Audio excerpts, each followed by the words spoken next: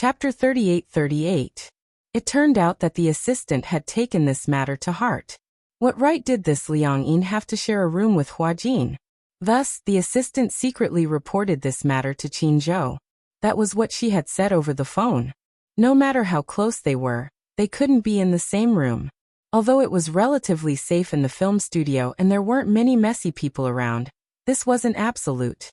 If the paparazzi took photos of this, it would inevitably lead to gossip. Now that Hua Jin was on the rise and had a huge fan base, if this matter were to spread, it would have a negative impact. Qin Zhou didn't say anything. The assistant's words weren't without reason. Although he understood that the two of them sharing a room might be Hua Jin revising the script for Liang Yin, it wasn't a long-term solution. Thus, he booked the room next to Hua Jin's and gave it to Hua Jin. The assistant told Liang Yin about this matter. Liang Yin said, "Oh, then let's wait until Hua Jin wakes up." "What?" "Oh no." Liang Yin immediately said, Wait until Liang Yin wakes up. I said something wrong." "I was wondering." Only then did the assistant regain her composure. Liang Yin turned around and bit her finger nervously. She had actually let it slip. Assistant Xiaoqi walked over and saw Hua Jin lying on the sofa. She muttered, "Why is she lying there?" "She's on her period. She's not feeling well." "Even if she's not feeling well, she can't just lie there and do nothing. There's so much to do and I'm the only one doing it." Liang Yin frowned and walked to Hua Jin's side. She squatted down and said helplessly, "Her stomach hurts. Let's take a break." Seeing Hua Jin rubbing the new assistant's stomach so gently, she felt even more jealous. "You can't spoil her too much.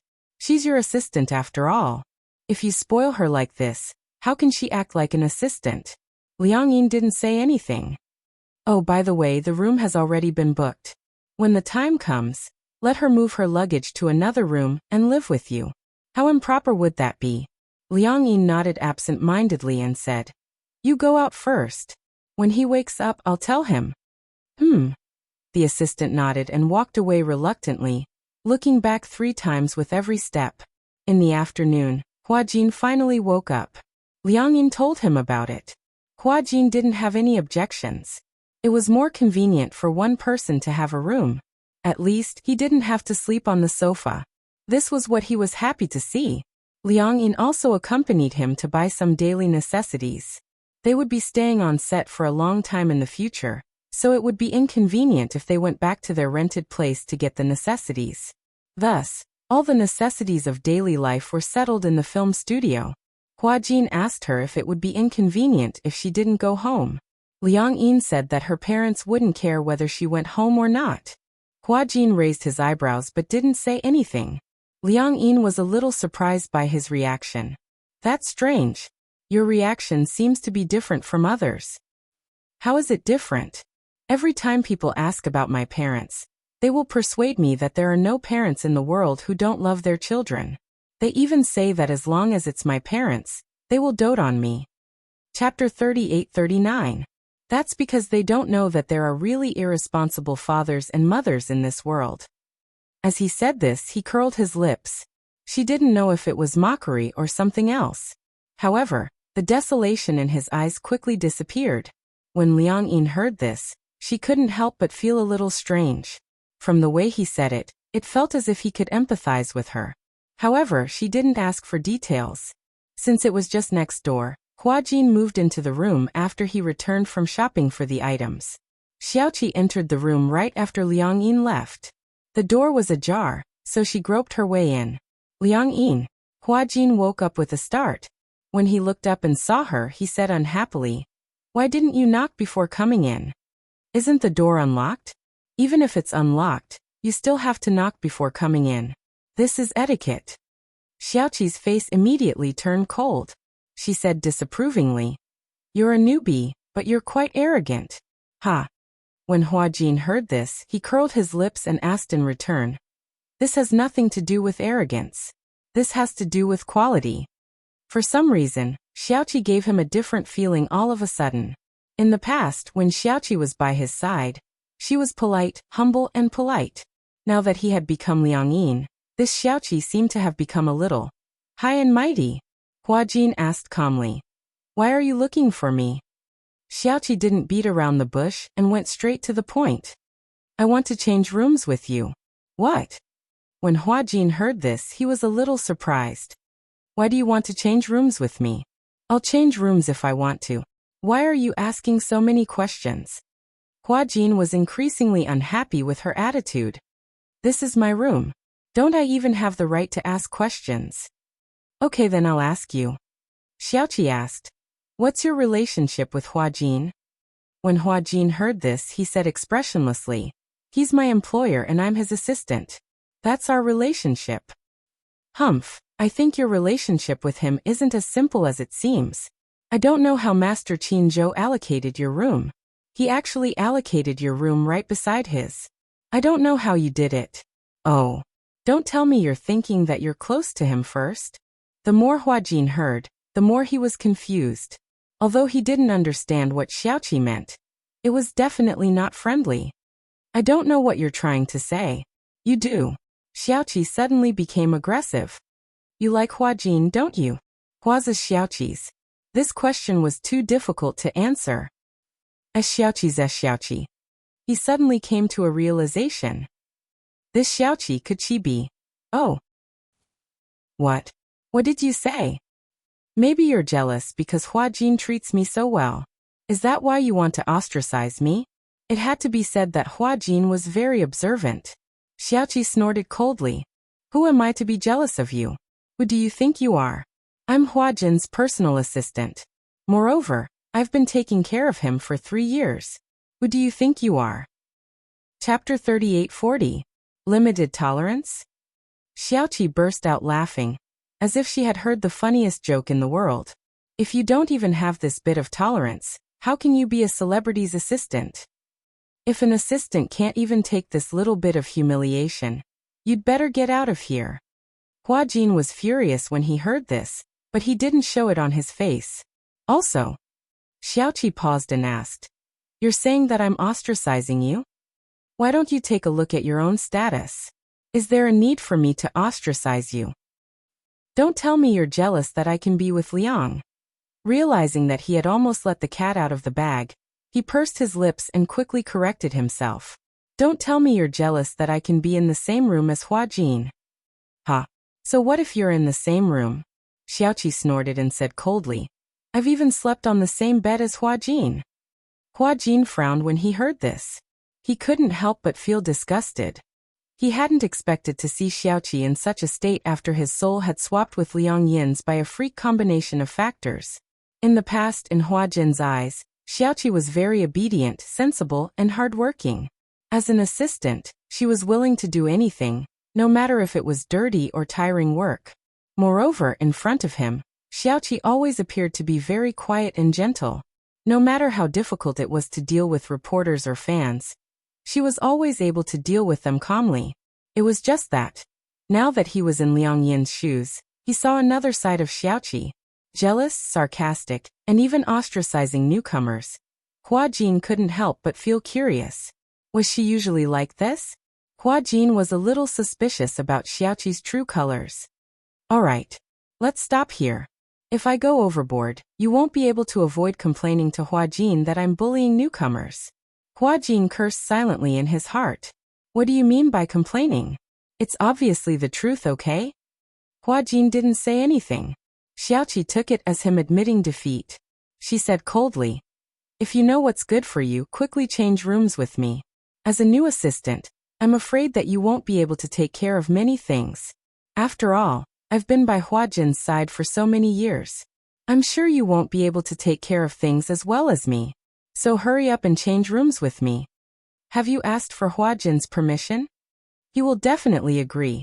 Previously, if it weren't for the fact that we didn't have a room next door, I wouldn't have been 1 floor away from him. Now since there's a room next door, give it up. To Huajin, being an assistant is all the same. It's just taking care of his daily life. What's the difference?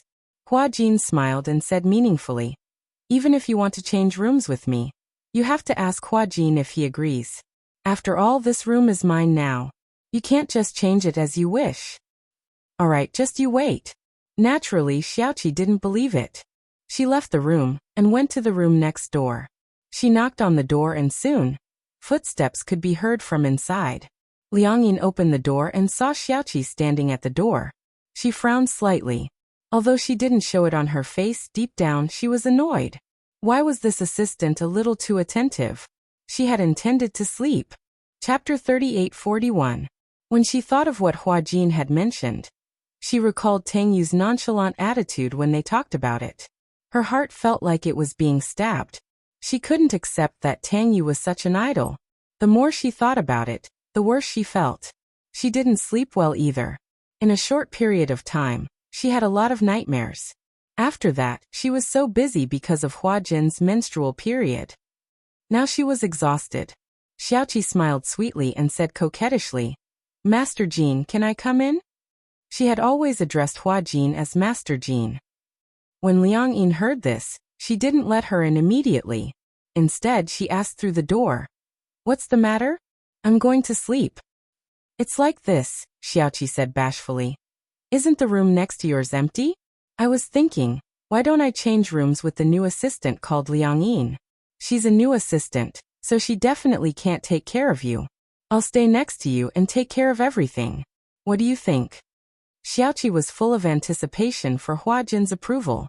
However, when Liang Yin heard this, her brows furrowed again. She wasn't willing to accept Xiaoqi's suggestion, because Huajin had to stay next to her. If anything happened, she could find him quickly by just one room. It was more convenient. Now that they were in the same boat, it wouldn't be too much to say that they were in the same boat. She immediately said, "Forget it. It's better to let Liang Yin stay next to me." Xiaoqi was stunned, so much so that the smile on her face froze. "Why? Am I not taking good care of you?" "No." Liang Yin didn't know how to explain it. She pondered for a moment and asked tentatively, "Why do you have to stay next to me?" "Am I not taking good care of you?" Liang Yin exclaimed. She didn't know how to explain it, so she simply said bluntly, I still prefer Liang Yin to live next door." Without waiting for Xiaoqi to reply, she pretended to yawn and said to Xiaoqi, "I'm so sleepy. Let's talk tomorrow." After saying that, Liang Yin laughed and closed the door without waiting for Xiaoqi to say anything. With her back against the door, Liang Yin muttered with a dark expression, "Why is this assistant even harder to deal with than the fans?" Earlier, when she went to the supermarket to buy some daily necessities for Huajin, she was chased by a few fans. However, after signing and taking photos with her, they stopped pestering her. Could it be that Xiaoqi was also a die-hard fan of Huajin, and that was why she lurked beside Huajin as his assistant? Just thinking about it made him shudder. Outside the door, Xiaoqi stared blankly for a long time before she finally reacted. Huajin had blocked her outside the door, but she couldn't figure it out. This Liang Yin had just arrived, so why did Huajin like her so much? Which part of her couldn't compare to Liang Yin? The more she thought about it, the angrier she got. She even suspected that Huajin and Liang Yin had an unusual relationship. Hence, she barged into the room next door and ran to Huajin. She demanded fiercely, "Liang Yin, what are you doing here? Answer me, what did you do?" Her hysterical look was like an ancient imperial concubine fighting for favor in the imperial harem. Chapter 38-42. Wash up and go to bed. Xiaoqi narrowed her eyes and said suspiciously, "Did something happen between the two of you? Are you trying to make use of him, or are you trying to threaten him with some unspeakable means?" She had heard of something in the past. It was also about a popular idol. There was once a male celebrity who got drunk. That night, something happened between him and his assistant who was taking care of him. After that, the assistant used this as leverage to blackmail the male celebrity into giving her $5 million, or she would sue him for forcing himself on her. The male celebrity had no other choice but to gather 3 million yuan. This matter could be considered settled peacefully. Hence, Xiaoqi was a little suspicious about what methods Liang Yin had used to coerce Huajin. "Are you crazy?" Huajin couldn't take it anymore. He stood up and chased her away. "Get out of here." There was an important scene tomorrow. It was Liang Yin's first time acting, and he didn't know what would happen on set. He planned to go to bed early and rehearse with Liang Yin the next morning. He really didn't have the energy to bother with a lousy assistant. Xiaoqi was also furious. She didn't even choose her words carefully. B*tch. What did you say? I said you're a B*tch. Huajin was completely enraged. He pinched her face and threw her out of the door. If you dare to provoke me again in the future, believe it or not, you can forget about being an assistant in the future. With that, Huajin slammed the door shut with a bam. Xiaoqi was given the cold shoulder again. She was angry, aggrieved and furious. She glared at the door and recalled Huajin's threat just now. If you dare to provoke me again in the future, believe it or not, you can forget about being an assistant in the future. Fine. Liangyin, you're really something, Liangyin. She was so angry that her voice trembled and she spoke incoherently. She pointed at the door and said fiercely, "Just you wait." In the morning, Huajin was woken up by the alarm. The alarm was set early in the morning. For the first time, he didn't stay in bed. Instead, he got out of bed, put on his clothes and ran to Liang Yin's room. There were 2 cards in the room. Liang Yin had one for herself and the other for him. Therefore, they didn't need to press the doorbell. They just swiped the card and opened the door. In the room, Liang Yin was still in bed, sleeping soundly. Huajin walked to the bedside. Seeing that she was still asleep, he reached out and patted her face. "Wake up." Liang Yin was still dreaming. She could vaguely feel a hand constantly disturbing her. She closed her eyes and slapped Huajin's hand away. "Don't be noisy. It's getting late. Hurry up and read the script." Liang Yin was so annoyed by his torment that she suddenly sat up on the bed. Her short hair was messy and she was full of resentment. "What are you doing? Get up and read the script." As Huajin spoke, he threw his sleeping robe on the bed. The heater and air conditioner were on in the room. Liang Yin yawned and looked resentful. "Didn't we already read the script? Why do we have to read the script again?" However, Huajin said righteously, "Let's do it again. We have to act today, in case you make any mistakes." Liang Yin was even more disheartened. Director Gu is a very strict director. If you don't act well, no matter how many staff members are on set, he will scold you in front of everyone. Chapter 3843. When Huajin heard this, he said unhappily, "Do you know how much I get paid per episode for this series?" Liang Yin frowned. Was this guy trying to show off his wealth? "How much is it per episode?" She played along and asked for an episode. Huajin said, 600,000 yuan. 6? Liang Yin choked on her saliva. She spread out her hands and did some mental calculations. 600,000 yuan per episode. With a total of 80 episodes, he would earn a net profit of 48 million yuan. That was a lot. That's a lot of money. Huajin snorted coldly. You know that it's a lot of money. Since 600,000 yuan per episode is my job, I have to complete it seriously. Even if something like this happens, I can't be a burden to the production team. When Liang Yin heard this, her impression of him changed. I didn't expect you to be so dedicated. Huajin smiled and said proudly, Of course.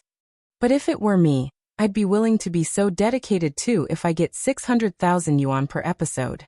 But if I act for you, I won't get a single cent of this 600,000 yuan. Huajin's lips twitched. Why didn't he think of this? That's right. Liang Yin crossed her arms angrily. Then wouldn't I be working for free for you?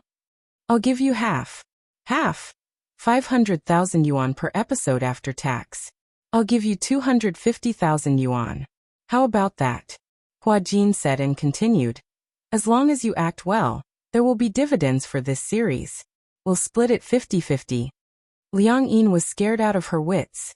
She quickly did some calculations. According to Huajin's promise of 250,000 yuan per episode, if she were to film a drama, she would be able to earn at least 20 million yuan. 20 million yuan. Liang Yin sucked in another deep breath of cold air.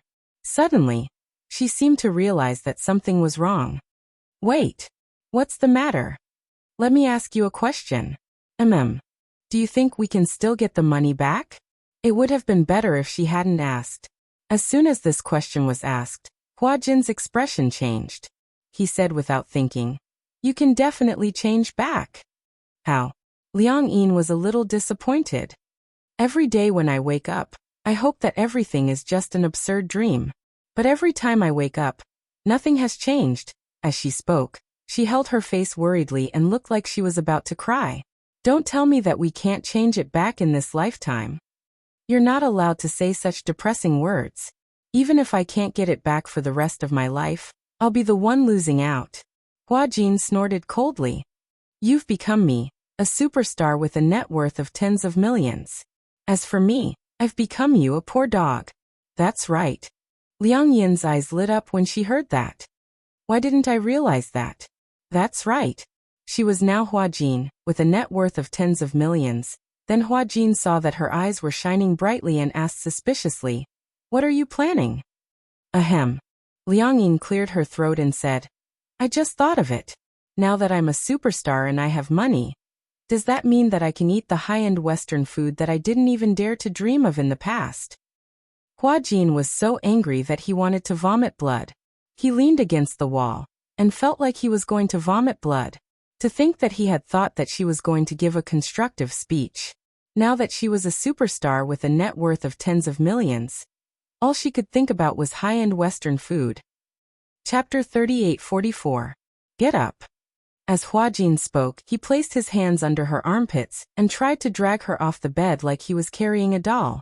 However, Huajin was wrong about one thing. The Liang Yin in front of him had already become a 1.8-meter tall man, while he himself was only about 1.6 meters tall. When he exerted his strength, Liang Yin was much heavier than he expected. So much so that he was caught off guard and fell on top of Liang Yin. Liang Yin had originally wanted to get up, but after being pinned down by Huajin, she ended up being pinned down instead. The two of them stared at each other on the bed like a human pyramid. Liang Yin's face turned redder and redder. "You." Huajin pretended to be calm. "What about me? Are you taking advantage of me on purpose?" "Take advantage of you? Have you ever seen someone take advantage of themselves? Although this is your body, it belongs to me now. Please don't touch it carelessly." "When did I touch it carelessly? Also, how did this body become yours? How is it not mine? Then does that mean this body of mine is also mine? Do I have the right to touch it as I wish?" "You. No way. Don't you dare. Let's see if I dare." After the two of them fooled around for about half an hour, Liang Yin finally finished washing her face and brushing her teeth. She then sat on the edge of the bed. Huajin and Liang Yin began to go through the script. It had to be said that although Liang Yin's script skills were not very professional or deep, she was much better than the average new actor who had not received any professional training. This was probably the legendary talent, right? Huajin was sure. If she had a noble person to guide her properly, she would definitely be quite accomplished in acting. "Huajin, it's your turn to say your lines." Huajin was clearly distracted.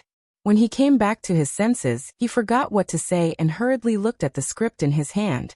When Liang Yin saw this, she couldn't help but laugh. "No way, right? Don't you remember your lines?" Huajin naturally wouldn't admit that he had been distracted. He cleared his throat and said, "I just glanced at it." "Oh."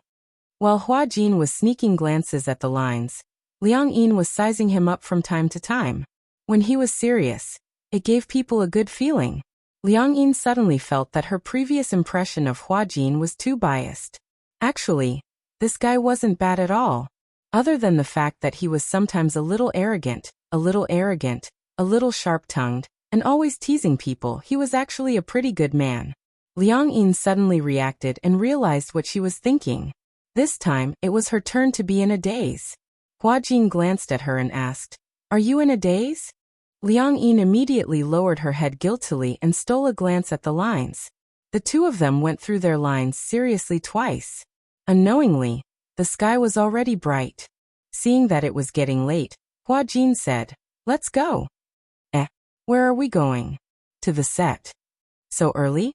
Liang Yin glanced at the time and saw that it was only 7 in the morning.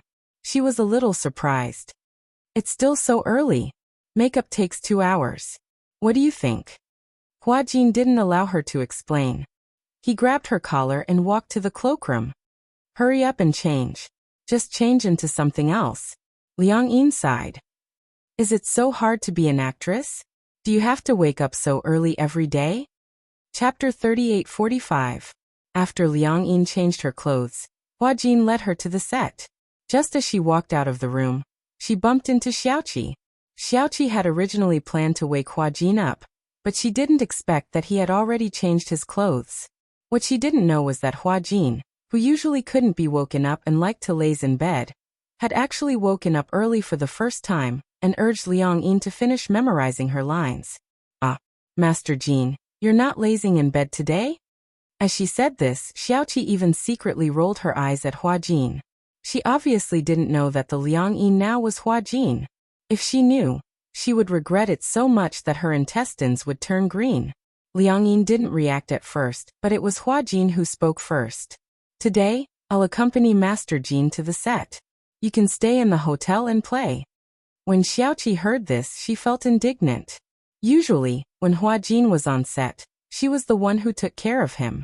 Whenever Hua Jin was filming, which day didn't she wake up early and keep busy? Xiaoqi said exasperatedly. "How do you know how to take care of people? I'll take care of Master Jin." Hua Jin was speechless. This Xiaoqi, he didn't realize it before, but now it seemed that she was really quite annoying. Seeing this, Liang Yin also said, "Xiaoqi, let Liang Yin follow me to the set today." Hua Jin hooked his arm around Liang Yin's shoulder, as if he was driving her away. He waved at Xiaoqi and said, Go. There's nothing else for you to do." As he said this, he walked towards the set with Liang Yin in his arms. Xiaoqi was stunned on the spot. She didn't expect that the two of them would leave just like that. She suddenly felt a sense of uneasiness that was imminent danger. It was as if her position was being threatened. This sense of uneasiness, Liang Yin. Xiaoqi gritted her teeth hatefully as she glared at the two people who were walking further and further away. She was burning with anger. In the dressing room, Hua Jin was leisurely lying on the sofa, holding his phone and playing with it. The stylist and makeup artist looked at each other. They had never seen such an assistant before. The artist was putting on makeup, and the assistant was lying on the sofa playing games. He seemed to be very relaxed. Most importantly, he seemed to be in the right. "Master Jin," Hua Jin's personal makeup artist whispered into Liang Yin's ear. "Your new assistant doesn't seem to know what she's doing." Liang Yin didn't understand what they meant. In her eyes, Hua Jin wasn't an assistant to begin with. Lying on the sofa and playing games leisurely didn't seem to be a big deal. Most importantly, in the eyes of others, such an assistant was simply unbearable. Sigh. That new assistant. The makeup artist said, "Why are you lying on the sofa alone? Everyone is busy. Why are you the only one lying down?" Without waiting for Liang Yin to smooth things over, Hua Jin lifted his head and glanced at them coolly. However, he smirked coldly. "What's the matter? Is there a problem with me playing games? Everyone is busy. Why are you the only one who is leisurely and calm?" Hua Jin looked around and saw that in the dressing room, all the stylists and hairstylists were looking at him strangely. He locked the screen of his phone and stood up expressionlessly. However, he smiled disdainfully. "Everyone is busy because everyone is working. Isn't that normal? If you're paid, you should work hard, right?" Chapter 38:46. Did he have to stand there stupidly in order to be considered serious about work? No, that wasn't serious. That was self-abuse. Why did he have to stand there stupidly instead of lying down on the comfortable sofa? Hua Jin naturally wouldn't treat himself badly. However, the bystanders had obviously misinterpreted his words. "It's good that you know." The makeup artist snorted. "Go to that cabinet and get the hair clip for me." Hua Jin sneered, but pretended not to hear her. "Don't you understand what I'm saying?" The makeup artist especially couldn't stand his arrogant look, and was deliberately making things difficult for him. "I asked you to get the hair clip. You are the makeup artist and this is your job. My job is to listen to my artist's orders and serve tea and do some chores. Why should I do your work for you?" Everyone was stunned. Hua Jin added, "Do your own work." Everyone was even more stunned. Liang Yin, on the other hand, kept her head down, unwilling to participate in such a war. "Is the makeup done?" The set keeper came to rush them. The makeup artist and stylist didn't care about targeting them, and hurriedly did the makeup. Hua Jin walked over and saw that Liang Yin's face seemed to be lacking something. Hence, he picked up the lipstick and dipped it in a lip liner and added a thin line at the end of her eyes. With just one stroke, this coquettish aura was completely natural. Her eyes were like silk, and she was very charming. Liang Yin glanced at the mirror. Hua Jin's stroke was undoubtedly the icing on the cake, and made a big difference. Do you know how to do makeup? Yes, I learned a little. Hua Jin put down the lipstick and urged. The set keeper is here to rush us. We have to go to the set now. Okay. Liang Yin stood up. She had special makeup on. She had snow-white fox ears and a silver wig. Even her contact lenses were purple. At first glance, she looked very coquettish. However, the wig is so heavy. Liang Yin held the wig, and Hua Jin immediately told her not to touch it. Don't touch it. If you loosen it, it will fall easily. Liang Yin complained incessantly. Being a celebrity is so tough. It's good that you know. Liang Yin pouted.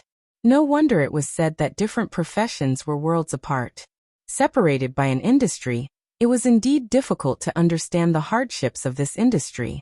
For example, as an actress, not only did she have to wake up early, she also had to wear thick makeup. On such a cold day, the plot required her to wear thick clothes. Fortunately, Hua Jin remembered to bring her a thick cotton coat and draped it over her body. Wrapped in thick cotton coats, Liang Yin and Hua Jin rushed to the set. They saw that the set was in full swing and was nearing the end. The director raised his megaphone to instruct the staff to get busy. When he turned around and saw that Hua Jin had arrived, he turned around and asked when the female lead was ready. Where's Chinga? On the set, in order to immerse themselves in the role, the staff did not call out the artistes' stage names. Instead, they called out the names in the script. This way, the immersion would be stronger. When it was time to go on stage, Liang Yin began to feel nervous. She looked at the complicated camera positions and all kinds of messy settings. Because it was a fantasy drama, many of the scenes were green screens used for special effects in post-production. Many of the props that looked high and mighty in TV dramas were no different from ordinary cosplay stage plays in real life. For a moment, Liang Yin jumped. Chapter 38:47. So those awesome backgrounds were all special effects. And there was only an empty green screen on the set? It felt so fake. For a moment, Liang Yin was only focused on looking at the setup on set and completely forgot about her lines. However, when the director raised the loudspeaker and shouted for them to get ready, Liang Yin became even more nervous. She didn't realize it herself, but Hua Jin could clearly feel that her body was trembling violently. What's wrong? Hua Jin sized her up and frowned. You can't be nervous, right? Liang Yin gulped and admitted frankly, yeah, a little.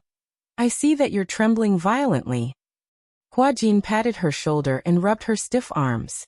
When you go on stage, stand according to the positions I told you. Do you see the two cameras over there? Yeah, I see them. That's camera A and that's camera B.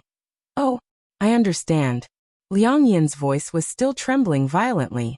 Hua Jin had already expected her to be so nervous, so he guided her and said, let me teach you a way. What way? Whether it's the director, the crew, the cameraman, or the waiting actors below the stage, you can just treat them as short winter melons. Pfft, it's hard to imagine. Actually, there's no difference between going through the script with you on set and in the room. You just have to immerse yourself in it. Hua Jin gave her a rare compliment. Actually, your acting is very good. As long as you immerse yourself in it, there won't be any problems. It's different. What's different? Hey, when we were in the hotel, there were only the two of us in the room, right? Hua Jin nodded. But there are so many people here. At a glance, the director, staff, as well as the various actors and actresses, totaled up to a few dozen people. There were so many people watching her act. How could she not be nervous? Hua Jin broke out in cold sweat. That's why I asked you to imagine them as short winter melons. I really can't imagine it. It's over. It's over. Liang Yin was a little restless. We're about to go on stage. What if I mess up? I think that director is really fierce. He doesn't even smile. It's like he's going to eat someone up. Don't be nervous. The more you think about it, the more you can't get into the zone. Now follow my thoughts. Hua Jin coaxed her gently. Relax, take a deep breath. Take in a breath of cold air. Haha. Again. Phew. Alright, relax slowly and expel all the air in your abdomen. Phew. Vomit slowly. Hua Jin asked expectantly. Did you relax a little? Liang Yin looked like she was about to cry. What should I do? I'm even more nervous now. Before Hua Jin could enlighten her further, the field clerk rushed over. Master Jin, the director is urging you. Liang Yin looked at Hua Jin for help. What should we do? What should we do? Chapter 38:48. Liang Yin still looked a little hesitant. Seeing this, Hua Jin couldn't stand it any longer. Thus, he gave her a strong dose of alcohol. If you perform well, I'll treat you to the most expensive Western food. In an instant, Liang Yin's expression changed. Really? She instantly looked at Hua Jin as if she was worshipping a great hero. She was moved to tears. Can I really eat the most luxurious Western food? Hua Jin nodded seriously. I'm a man of my word. You don't have to doubt me. Liang Yin was greatly inspired. She stood up emotionally and walked in front of the green screen. From time to time, she would turn around and point at him with an expression. You promised. Hua Jin was a little helpless. He nodded impatiently and said, I'm a dog if I lied to you. Everything was ready. Following the director's command, the shoot began. Scene 3, first line. Hua Jin sneaked behind the director and looked into the camera. As the scene gradually unfolded, Mu Qingge was the first to say her lines. However, when the camera focused on Liang Yin, the director immediately called for a stop. Hua Jin, where are you looking? The director had a fiery temper and was always very efficient when it came to chasing books. When he saw that Liang Yin was looking away from the camera, he exploded in anger. He had already said that he was not in the right state of mind when filming had started. Hua Jin was a veteran artist who had debuted for many years. How could he make such a low-level mistake? Liang Yin was startled by the director's voice. She was still not used to it and was looking for the camera. Being yelled at by the director, she was scared and didn't know what to do. Hua Jin was used to it. He knew that the director didn't have any bad intentions. However, for Liang Yin, it would only make her nervous. Sure enough, Liang Yin, who had gathered her courage to walk up, felt wronged and confused because of the director's yell. As a result, Liang Yin could no longer get into the zone. She had never acted before, and had never seen an acting scene before. She had no way to adapt to it. Now that she had shouted, she could not get into the mood. Moreover, she was extremely nervous. Because she couldn't get into the mood, the director shouted more than 10 NGs in a row. He flew into a rage and scolded Liang Yin badly. After all, she was a girl and was thin-skinned. Being scolded so harshly in front of so many people, Liang Yin's expression became more and more unbearable. The more nervous he was, the harder it was for him to get into the zone. As time went on, the situation became worse. Once or twice would have been fine, but after repeated occurrences, the director finally exploded. Hua Jin, do you still want to act? Why are you looking around? What are you looking for? What are you looking at? Are you trying to ruin my show? Huh. Liang Yin jumped in fright. Her eyes immediately turned red, and tears quickly fell. She covered her mouth as tears streamed down her face. Woo woo woo. Hua Jin was dumbfounded. Everyone was dumbfounded. They had never seen Hua Jin cry like that. No man had ever cried like that. He cried like a weak and boneless little girl. God, what was wrong with Hua Jin? Why was he crying like that? The director was dumbfounded and yelled at her. Why are you crying? You look like a woman, so why are you crying like a woman? Everyone looked embarrassed and looked at each other. The main character behind them heard this and was furious. Chapter 38:49. Bear with it. He had to bear with it. Although he didn't want to admit it, Liang Yin was crying very delicately. Hua Jin felt aggrieved. His image, his burden as an idol, all of it had been ruined by Liang Yin. On the other side, Liang Yin was still sobbing. She pouted sadly as she wiped her tears. Her tears were like pearls, falling nonstop. Hua Jin couldn't stand it anymore and rushed over. He didn't have a handkerchief with him, so he pinched his sleeve and wiped her tears. He lowered his voice and said, "Why are you crying?" Liang Yin didn't say anything. She continued to cry nonstop, and her nose started to twitch. Hua Jin expected better from her. She had only been scolded a little, and she was already crying like this. Seeing that Liang Yin was still crying hard, the director angrily pointed to the waiting area and reprimanded her. "I think you can't act anymore. How about this? The day after tomorrow. The day after tomorrow. I'll give you another chance in the afternoon of the day after tomorrow. If you continue to cause trouble like today, you'll be kicked out of this production team. Change the actor." When Liang Yin heard this, she was stunned. She didn't expect the director to change the actor just like that. Hua Jin, the nation's leading actor in costume. How could he change the actor just like that?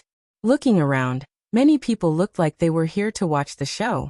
They were frowning as if they couldn't bear to see this happen. But in fact, they were waiting to see her make a fool out of herself. Hua Jin stood up and immediately said to the director, "Hua Jin isn't in a good state. I'll take him back to his room to rest." When the director saw Hua Jin, he was surprised. He frowned and asked unhappily, "Who are you?" "I'm Hua Jin's assistant." "Humph, you're not good at acting, but you have a lot of assistants." Hua Jin's expression changed at his sarcastic remark, but he did not say a word. When Liang Yin heard this, she felt indignant for Hua Jin. She felt that she had implicated Hua Jin, so she said unhappily, "Why do you have to say that?" "Sure." Hua Jin gestured for her to keep quiet. "Stop talking." Liang Yin felt wronged, but she didn't say anything. Hua Jin sent Liang Yin back to the hotel. After entering the room, Liang Yin said sadly, "I'm sorry. I didn't do it on purpose." When Hua Jin heard this, he snorted in annoyance. "I told you not to be nervous. In the end, you were so nervous that you didn't even have time to say a single line. You kept making NGs." Liang Yin bit her lips in grievance, wanting to say something. "That's enough." Hua Jin sat on the sofa and said indifferently, "There's no high-class Western food." When she heard that there was no Western food, Liang Yin felt even more disappointed. The tears that she had stopped started to flow again. Sob, sob, sob. She cried as if she had suffered a great grievance. Hua Jin was even more confused. Why did she cry even harder when he said that she couldn't eat high-class Western food? It seemed that high-class Western food was more important. Hua Jin walked up to her, squatted down, and pinched her chin. Raising his eyebrows, he said, "Then I'll take you to eat Western food. Act well for the next scene, okay?" This "okay" was so soft that Liang Yin was stunned. She asked worriedly, "If I don't act well, will the director really change me?" Chapter 3850. When Liang Yin heard this, she nodded as if she understood. However, when she recalled that Hua Jin wanted to take her to eat Western food, she asked cautiously, "Are you really treating me to Western food?" "Yeah." Liang Yin hugged his shoulders excitedly. "Hua Jin, you're such a good person." Hua Jin broke out in cold sweat. Treating someone to Western food made him a good person? This girl couldn't be a foodie, could she? Liang Yin suddenly felt that something was amiss. She glanced at Hua Jin suspiciously and suddenly reached out to touch his chest. She turned pale with fright. You're not wearing that, are you? What does that mean?" "Brah, no." Liang Yin's eyes almost popped out of their sockets. "What? You're not wearing it? Anyway, you can't tell whether I'm wearing it or not, right? Also, it's uncomfortable to wear it. It feels like my chest is being constricted." "But you can't not wear it." Liang Yin was furious. Why was this Hua Jin talking to himself? Luckily, the weather was cold and he was wearing more clothes, so it couldn't be seen. Liang Yin urged him, hurry up and put on your bra." Hua Jin was a little unhappy. "Do I have to wear it?" "Of course. If you don't wear it, I'll run naked in front of you and help you make the headlines." Hua Jin was stunned. This girl was so ruthless. Hua Jin surrendered. "Okay, I got it. I'll put it on now." With that, Hua Jin went back to his room. Half an hour later, he came back. Liang Yin deliberately touched his chest and checked to make sure that he was wearing it before she withdrew her hand. Hua Jin pushed her hand away in disdain and blushed inexplicably. "Don't touch me. This is my body. What do you mean by touching me?" Hua Jin said awkwardly. It feels weird to have my chest touched. As he spoke, he touched it again. Hey, you're not allowed to touch me. Liang Yin grabbed his hand and asked suspiciously. Tell me the truth. Have you ever touched it secretly? It's so small, who cares? Liang Yin was not convinced. You make it sound like you're very cool. When Hua Jin heard this, he was shocked. What do you mean? I saw it when I was bathing. It was very small. One. What right did he have to laugh at her for being like an airport? Hua Jin chuckled when he heard that. Little fool. Why don't you get up tomorrow morning and take a look? That's what it really looks like. Hua Jin obviously didn't guard against Liang Yin, and he didn't think that this woman would take some photos that she shouldn't take to threaten him. Liang Yin didn't understand at first, but for some reason, she took Hua Jin's words to heart. The next morning, she somehow woke up. When she woke up, she felt that a certain part of her body had changed. It was swollen and uncomfortable. It was as if it was accumulating unlimited energy. Puzzled, she lifted the blanket and glanced around curiously. She saw a swollen tent in a certain area, which was bulging.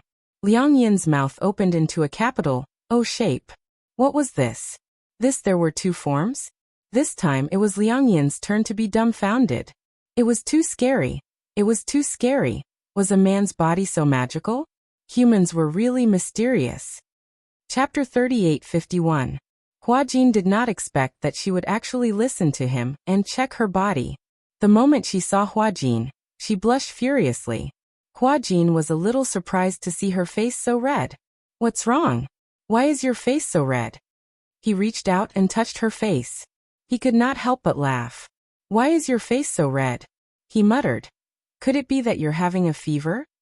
Liang Yin slapped his hand away. Why are you up so early today? Have you forgotten? I promised you that I would take you to eat Western food. Only then did Liang Yin remember, and she was a little stunned. She did not expect that he would really take this promise to heart. Maria's, the most famous restaurant in the capital. Although it was not the most expensive or the most luxurious, Hua Jin felt that the food there was the best. However, he needed to make a reservation in advance. Fortunately, Hua Jin had asked Qinzhou to make a reservation. It was a private room for 2 people. Before they left, Hua Jin was still fully armed. He wore sunglasses and a big jacket. In the end, after he took them out, he realized that he had gotten the wrong person. After he urged Liang Yin to fully arm herself, the 2 of them went to the restaurant. However, even after fully armed, Hua Jin was still very careful, as if he was afraid of being discovered by the paparazzi. You're already wrapped up like this. What are you still afraid of? You don't understand. Those paparazzi are everywhere. He remembered once when he was taking a taxi after an event. On the way back, he hailed a taxi. In the end, when he was about to get out of the car, he noticed something strange on the door frame. There was actually a pinhole detector installed on the armrest. He then realized that the driver was a paparazzi in disguise. Many celebrities in the film studio had fallen for it. When some celebrities went to nightclubs or private clubs, the paparazzi disguised as taxi drivers and wrote articles out of context. Perhaps there was nothing wrong with the words themselves. However, in the industry, the paparazzi were the scariest. They were the demons of the underworld. Who knew what they could do with words taken out of context and twist the truth? Reality proved that the trust of fans was very fragile.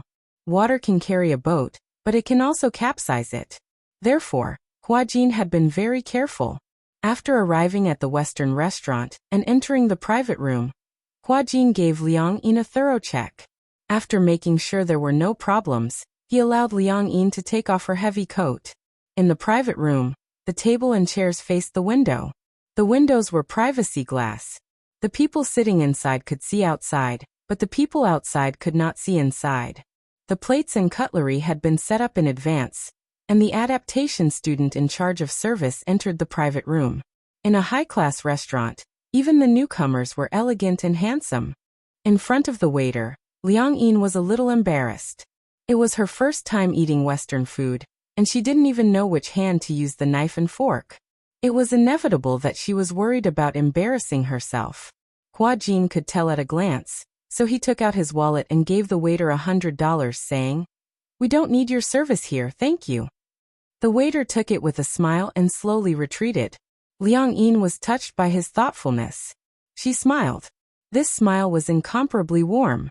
Do you know this is my first time eating Western food with a guy? It was just like a date. However, she didn't say the second half of her sentence. When Huajin heard it, he was inexplicably surprised. He noticed Liang Yin's choice of words. Chapter 38:52.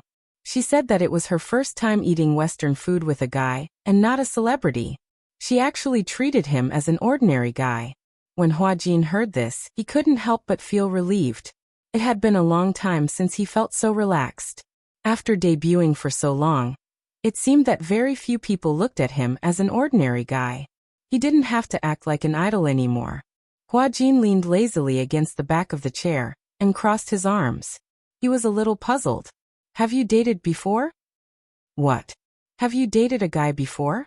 When Liang Yin heard this, she said, No, I've never had a boyfriend before. Then just treat this as your first date. Liang Yin teased. You're not my boyfriend. Besides, eating with a girl doesn't count as a date, right? Huajin snorted haughtily and pressed the dinner bell. Ding, ding. The desserts were served one after another. 2 corn stews, coupled with crispy bread and toast, were rich and delicious. Liang Yin had been observing Huajin. She had never eaten high-class Western food before, so she was at a loss for what to do with the dessert. Huajin understood her predicament. Hence, he took a piece of toast with his bare hands and dipped it in the corn stew. When Liang Yin saw this, she immediately followed suit and dipped the toast in the corn stew. The originally crispy toast was immediately softened by the stew and the rich fragrance filled her mouth. Wah! Liang Yin's face was full of satisfaction. Delicious. Delicious food could really bring happiness. Just a piece of French toast was enough to sweep away all of Liang Yin's gloominess on the set. All of her disappointment and sadness were swept away. Huajin was a little dumbfounded. It was just a piece of toast. Was there a need to be so exaggerated? The waitress quickly brought over the thin crispy pizza. Huajin cut a slice for her and Liang Yin took a bite. Seeing that expression of enjoyment, Huajin didn't know whether to laugh or cry. It turned out that sometimes, happiness was such a simple thing. Even if it was just a bowl of corn soup? Liang Yin said enviously. You can eat such delicious food every day. I'm jealous. Huajin looked at her and said meaningfully. I envy you. You can be so happy because of a bowl of corn soup. Liang Yin froze for a moment. She understood the hidden meaning in Huajin's words. She lowered her head and looked at the corn soup beside her. She sighed and said, Because I've never eaten anything so delicious. Really? It's because you haven't had it before that you cherish it and feel happy. It's precisely because you can't obtain something with your own ability that it's so precious. Liang Yin continued, When I was young, I was especially envious of a neighbor's child. Her parents were divorced, and no one took care of her since she was young. She was alone and could play as long as she wanted, even until the sky turned dark. She had never been criticized for not doing her homework or failing her exams. But later, when it was my turn, I began to envy the other students in the class. They had a father and a mother. When they returned home, the family of 3 was really very warm. As Liang Yin spoke, she sighed. Chapter 38:53. Huajin was a little surprised. I didn't expect you to say something so profound. I've always thought that you were a simple-minded person. Liang Yin looked at him exasperatedly, but didn't say anything. The steak was served. It was medium-well sirloin steak, and there were some traces of blood. Liang Yin looked at the traces of blood and asked, How well done is this? It's medium-well. Isn't it too rare? No, the meat of a well-done steak is very tender. With that, Huajin took the steak from her hand and handed it to her. Liang Yin thought that he had snatched her steak away and glared at him resentfully. She looked as though she wanted to say something. Huajin glanced at her and cut the steak bit by bit into the shape of ribs. He knew very well which part of the steak was harder to chew, so he cut this part into cubes. After he had cut the steak into small pieces, he handed it back to her. When Liang Yin saw this, she was a little surprised by his gentlemanly side. So the reason why he had brought the steak over without a word was so that he could cut it into small pieces for her? Liang Yin was a little flattered. Why did she have an inexplicable feeling? Now that the two of them were sitting in a Western restaurant, they actually looked like a couple on a date. Hua Jin looked at her meaningfully. How would he know what she was thinking? He saw that she had her head lowered and was staring at the steak nervously. Her face was a little red. Hence, he thought that the heater in the room was too high and walked over to lower the temperature. When he returned to his seat, he said something that was so rare and precious. Give me a good performance on set tomorrow. Liang Yin was speechless. Hua Jin glanced at her in disdain. I'm treating you to such a classy Western meal. You can't bear to get me kicked out of the set, right? Liang Yin muttered with a red face. I didn't do it on purpose. When Hua Jin heard this, he smiled. I know, but others don't. In today's society, we only look at the results and not the process. No matter what the reason is, you didn't do it well. When Liang Yin was lost in thought, Hua Jin said again. It's not like you can't do it well. You obviously have acting skills, don't you? Really? Yes. Hua Jin revealed a charming smile. You have to believe that you are very outstanding. Don't think that you can't do it. You were just too nervous that day. Hearing this, Liang Yin nodded solemnly. After finishing the Western food, they returned to the hotel. Liang Yin rehearsed her lines with Hua Jin as they walked. When they reached the door, they suddenly saw a girl squatting in the corner of the corridor, crying. She cried so sadly, tears and snot flowing down her face. When Liang Yin saw this, she was just about to walk up when Hua Jin immediately stopped her. What are you doing? I'll go check what's going on. Don't go there. Hua Jin warned her. Don't poke your nose into other people's business. Liang Yin didn't think much of it. She's squatting here crying. Maybe there's something troublesome. I'm just checking. As she said this, she pushed Hua Jin aside and walked to the girl's side. She squatted down and asked, What's wrong? The girl was originally immersed in her sadness. When she heard Liang Yin's sudden voice, she was a little shocked. When she saw that it was Hua Jin, she was shocked and couldn't stop crying. She cried even harder. Liang Yin wanted to help her up, but when she finally managed to do so, an entire piece of paper fell to the ground. What is this? Chapter 38:54. When Liang Yin picked up the piece of paper, she realized that it was a medical report issued by the hospital. When Hua Jin saw it, he immediately walked over and took the report from her hand. He glanced at it and realized that it was a pregnancy report. Hua Jin was shocked and asked warily, Who are you looking for? The girl said sadly, He doesn't want to see me, and he doesn't believe that the child in my stomach is his. She choked and said, I didn't mean to pester him. I just wanted to ask him how to solve this matter. He thought that I wanted to hold him back. I wanted to be his stumbling block. I love him so much. How can I be his stumbling block? But in order to follow him, I've already been betrayed. Now, how can I still have the face to go home? Sob. The girl looked very delicate and pretty. She had a very cute face, as if she had walked out of a manga. Such a cute girl. But now she was in such a sorry state.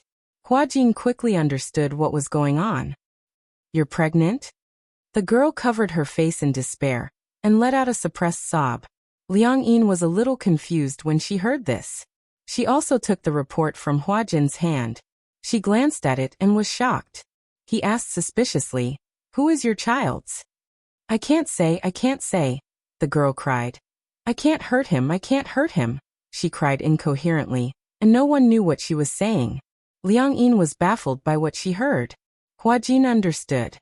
Does Tang Yu know about this? Liang Yin looked at him in surprise. Why did Hua Jin suddenly mention Tang Yu's name? Could it be that he was testing something? The girl's shoulders stiffened. Hua Jin immediately understood that he had guessed correctly. The child was indeed Tang Yu's. Tang Yu's room was on the same floor as his. And this girl was holding the pregnancy report and squatting here crying so desperately. Then Hua Jin guessed that this girl must have something to do with Tang Yu. What should I do? What should I do? The girl trembled with fear. Hua Jin suddenly took Liang Yin's hand and said to her, Let's go. Don't bother about her, lest you get into trouble. Liang Yin, on the other hand, was a little worried. She looked around and couldn't bear to leave her here. It's not good for her to be here alone, is it? Otherwise he would send her back. Or send her to the car and take her to the hospital. I don't want to. Don't worry about me. The girl was still crying and screaming. She didn't seem to appreciate it. Although Liang Yin couldn't bear to leave her like this, Hua Jin told her not to care, so she didn't care too much. Hua Jin pulled Liang Yin back to the room. After that, he told her to stay in the room and read the script. Liang Yin asked him where he was going. He said that he was going to call the hotel manager to deal with the girl. Liang Yin's heart warmed when she heard that. Although Hua Jin told her not to meddle in other people's business on the surface, he wasn't as cold as she had imagined. Go ahead. Hua Jin left the room. Liang Yin recalled the scene of the girl squatting in the corner crying, and felt a little sad. Was that girl really pregnant with Tang Yu's child? It sounded like Tang Yu didn't admit it, and refused to let her in. How could Tang Yu be so cruel? Chapter 38:55. Liang Yin never thought that Tang Yu was such a cold man. Just when Liang Yin was lost in her thoughts, Hua Jin came back. She stood up nervously. Where's the girl? Did she go back? Hua Jin shook his head.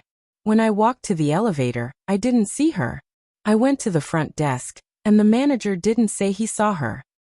Did she leave? How is that possible? Hua Jin said. The manager stood at the hotel entrance and said he didn't see the girl.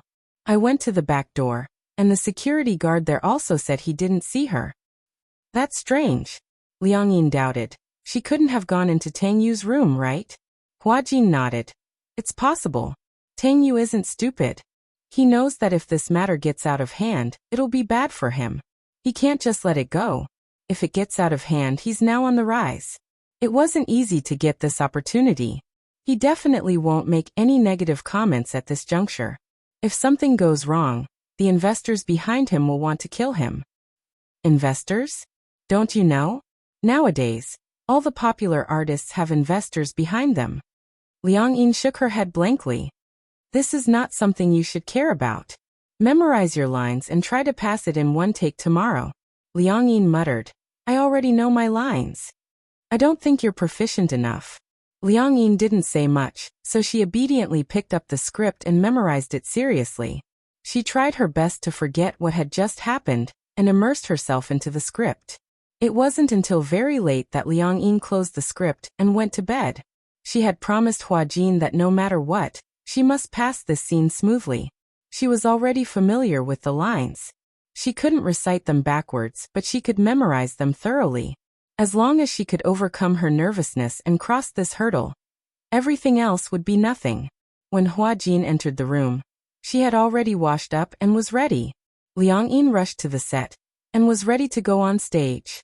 Just as she was preparing herself, she vaguely heard people talking about it. Have you heard? Last night, someone committed suicide by jumping off the rooftop of the hotel. Really? It's true. I heard that she jumped from the rooftop and landed on it. I heard that she didn't die on the spot. She crawled from the place where she fell to the door, but the door was locked from the inside. The girl was sitting there with her blood flowing like a river. She was only discovered in the early morning. Isn't it too tragic? Why do you have to take it so hard? That's just hearsay. Early in the morning, when I was about to come to the set, I saw the ambulance arrive. It carried the body away from the side door. I heard that the hotel doesn't allow people to go through the main entrance. It's too unlucky. They were still muttering behind his back. Liang Yin turned around and glanced at them, only to see that they immediately shut up and lowered their heads. They didn't dare to talk anymore and were busy with their own things. As soon as Hua Jin returned to the resting area, Liang Yin anxiously pulled him back. Did you hear about what happened this morning? What happened? A girl committed suicide by jumping off a building. Liang Yin was a little worried and doubtful. Could it be the girl from yesterday? Hua Jin didn't know whether to laugh or cry. Why are you so concerned about her? After all, she was fine when I saw her yesterday. Now that I hear about it, I can't help but sigh. Chapter 38:56. Hearing this, Liang Yin nodded. Hua Jin walked to the side and made a phone call. He looked around and realized that Tang Yu wasn't there. He immediately sensed something fishy. Tang Yu wasn't on set? Didn't he have a scene today? Why wasn't he here? Hua Jin asked around. One of the crew members said that Tang Yu's agent had called to say that Tang Yu had caught a cold yesterday and had a high fever. He had already gone to the hospital for a drip. Hospital? What a coincidence. Not long after, Liang Yin was ready to go on set. While waiting, she kept brewing and trying to get rid of all distracting thoughts. She slowly guided herself into the right state. She immersed herself in the role. When she went on set, her state was obviously different. At this time, no one felt that she was Hua Jin, but a living phoenix. Director Gu saw that. Even though Liang Yin's position was a little too far away from the camera, he couldn't bear to interrupt her. So he instructed the cameraman to quickly adjust the position of the camera to capture the shot. Liang Yin was in great condition. If it was in the past, no matter what the reason was, if she even stood in the wrong position, she would definitely be scolded. However, Liang Yin was in great condition. She was even better than when Hua Jin was on set. Hua Jin was stunned by Liang Yin's performance. However, he was still a little nervous. He was worried that Liang Yin would break in the next second and not be in such a good state.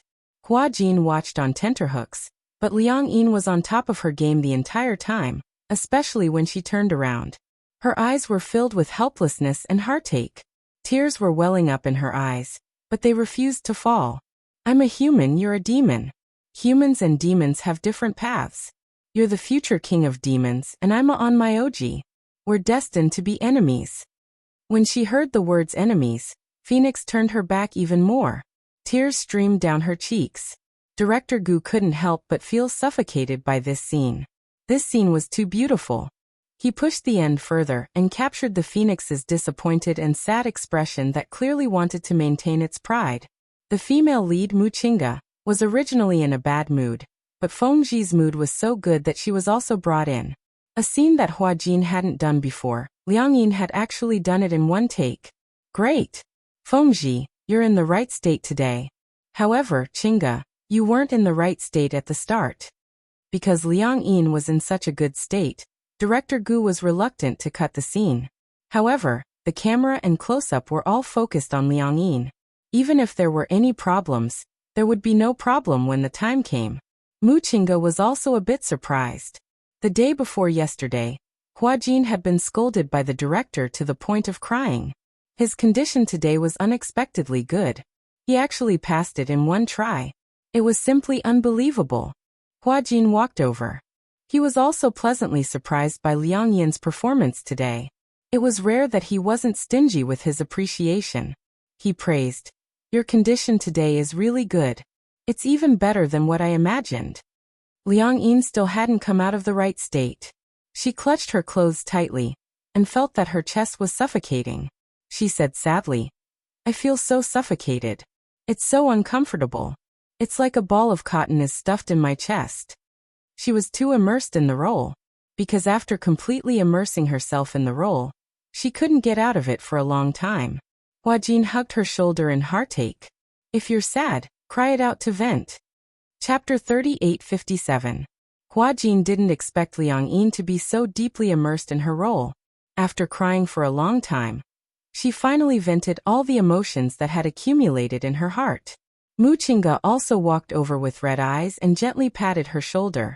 "Hua Jin, you did a great job today." Director Gu walked over and said, "For the next 2 days, you should rest well and adjust your emotions. Your scene has already come to an end." Liang Yin nodded. When Hua Jin pulled her out of the set, Hua Jin still couldn't hide his astonishment.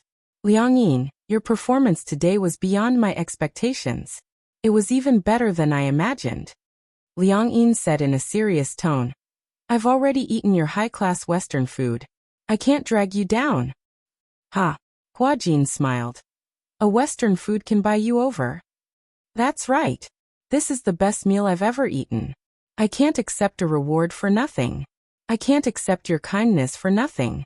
Liang Yin paused and suddenly remembered something. Her expression became dignified. "Did you hear? There was a rumor today that a girl committed suicide by jumping off a building from a hotel. Could it be the same girl from yesterday?" Hua Jin furrowed his brows and shook his head. I'm not sure. First, I haven't seen the picture of the victim. Second, I haven't seen the case report. I really don't know about this." Then can you ask around? Don't ask around in troubled times. You don't want to get into trouble. Okay, I got it. Liang Yin didn't say anything else. When they returned to the hotel, Huajin ordered takeout for Liang Yin and immediately returned to his room. When he returned to his room, he saw Tang Yu and his agent had returned. Huajin stopped and silently glanced at him. The latter also glanced at him. But for some reason, Tang Yu's eyes were inexplicably vigilant. He was originally discussing something with his agent, but when he saw Huajin's gaze, he suddenly closed his mouth and didn't say anything. Huajin narrowed his eyes and quickly smiled. He turned around and smiled at Tang Yu. I didn't see you on set today. Where did you go? Tang Yu became even more vigilant towards Huajin's sudden concern. He didn't directly answer his question. Instead, he avoided the question and half-jokingly said, Why are you suddenly so concerned about me? You didn't treat me like this before. You're always so aggressive, as if you have a grudge against me. Huajin smiled. How can I praise another artist in front of my artist? I didn't see you on set today. I heard you were feeling unwell. You had a fever? A little. I went to the hospital and got some fluids. I feel much better now. Tang Yu's agent was a little dissatisfied when she saw Tang Yu talking nonsense with the little assistant. Okay, don't talk nonsense with her. Go back to your room and lie down. Tang Yu and his agent returned. His eyelids suddenly twitched violently. He had a feeling that something was about to happen. Brother Ting, are we really going to do this? In the room, Tang Yu was inexplicably restless. His agent, Brother Ting, who was standing in front of him, glared at him disapprovingly. What else can we do? It's already happened. Don't you want to clear your name? Do you want to invite trouble to yourself? But offending Huajin isn't good. Chapter 38:58. Tang Yu listened and did not say anything else. He knew that this time, he would definitely offend Huajin. However, there was no other way. Huajin was a busybody. The entertainment industry was like this. In order to protect oneself, one had to do this. It's not like I didn't remind you before. You must be clear about the relationship between a man and a woman. Moreover, you were almost caught by the paparazzi many times. Remember, you are no longer who you used to be. Now you are a commodity that is being promoted. If your reputation is ruined because of these things, can you afford to pay the penalty? If something like this happens again in the future, I will definitely not care about you anymore. I will let you fend for yourself. Tang Yu froze when he heard this. He braced himself and said, Understood, Brother Ting. All right, rest early. Tang Yu suddenly stood up nervously. Brother Ting, are you sure it's okay? Huajin is Qinzhou's man. Qinzhou is a senior executive in Huanyu. Huanyu is backed by Xingyu. Are you sure we can win? Don't worry. We won't fight to the death with him either. After all, it's just a way to divert the public's attention. Although Tang Yu was still a little worried, he nodded. The next day, early in the morning, a piece of news dominated the headlines of all the major entertainment websites. Huajin's underground relationship exposed. Pregnant girlfriend jumped off a building. 2 lives lost. Popular young actor scandal exposed. Mysterious girl jumped off a building at the hotel where the Demon Eye crew stayed. Before the incident, the victim was suspected to have negotiated with Huajin and had a dispute, which became the fuse. Early in the morning, this piece of news was undoubtedly a blockbuster for the entertainment industry. It set off a storm. Many media outlets pointed to Huajin. Huajin had an underground lover? Pregnant and jumped off a building? This piece of news was simply shocking.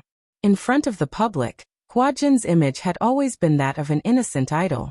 He was very popular with the audience. With his beauty that was prettier than a woman's, he had won a huge fan base. He was one of the few high-quality idols in the entertainment industry who had both fans and audience. Everyone in the industry saw him as the next Gu Xingzi. Gu Xingzi was no longer around. In the entertainment industry, Gu Xingzi used to be the ruler of the entertainment industry, and his popularity was high. After his death, it was difficult to find a successor for the time being. However, many people believed that before the next Gu Xingzi appeared, Huajin would be the one to take over the role. However, When such a handsome idol was involved in such a shocking scandal, not to mention the fans, even the public who weren't fans couldn't believe it. How is that possible? How could Hua Jin have an underground relationship? He must have gone to the set to promote himself again. Previously, some unscrupulous film crews actually created rumors about Yun Shishir and Hua Jin in order to increase their exposure. Ever since they were warned by Yun Shishir's husband, they deleted the news overnight, clarified and apologized. They didn't dare to do it again for a long time. Now that the scars have healed, they've forgotten the pain. I heard that Hua Jin and Yun Shishir are siblings. How dare they bully our Master Jin? They're obviously trying to offend Xingyu and Huanyu. Chapter 3859. The news reported that a girl jumped to her death at the hotel where Demon Eyes was staying. Although it looked like an insignificant report, for some reason, all the media outlets and Weibo marketing accounts pointed the finger at Hua Jin. They even said that the girl's suicide was related to him. Some media outlets released insider information that the girl and Hua Jin were lovers, and that the girl was Hua Jin's fan. In an instant, the news of Hua Jin sleeping with a fan spread like wildfire. On the internet, there was also a storm. Hua Jin sleeping with a fan?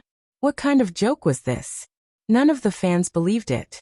There were even some extreme fans who humiliated the girl, saying that she was the disgrace of the fans, and that she was tarnishing Hua Jin's reputation.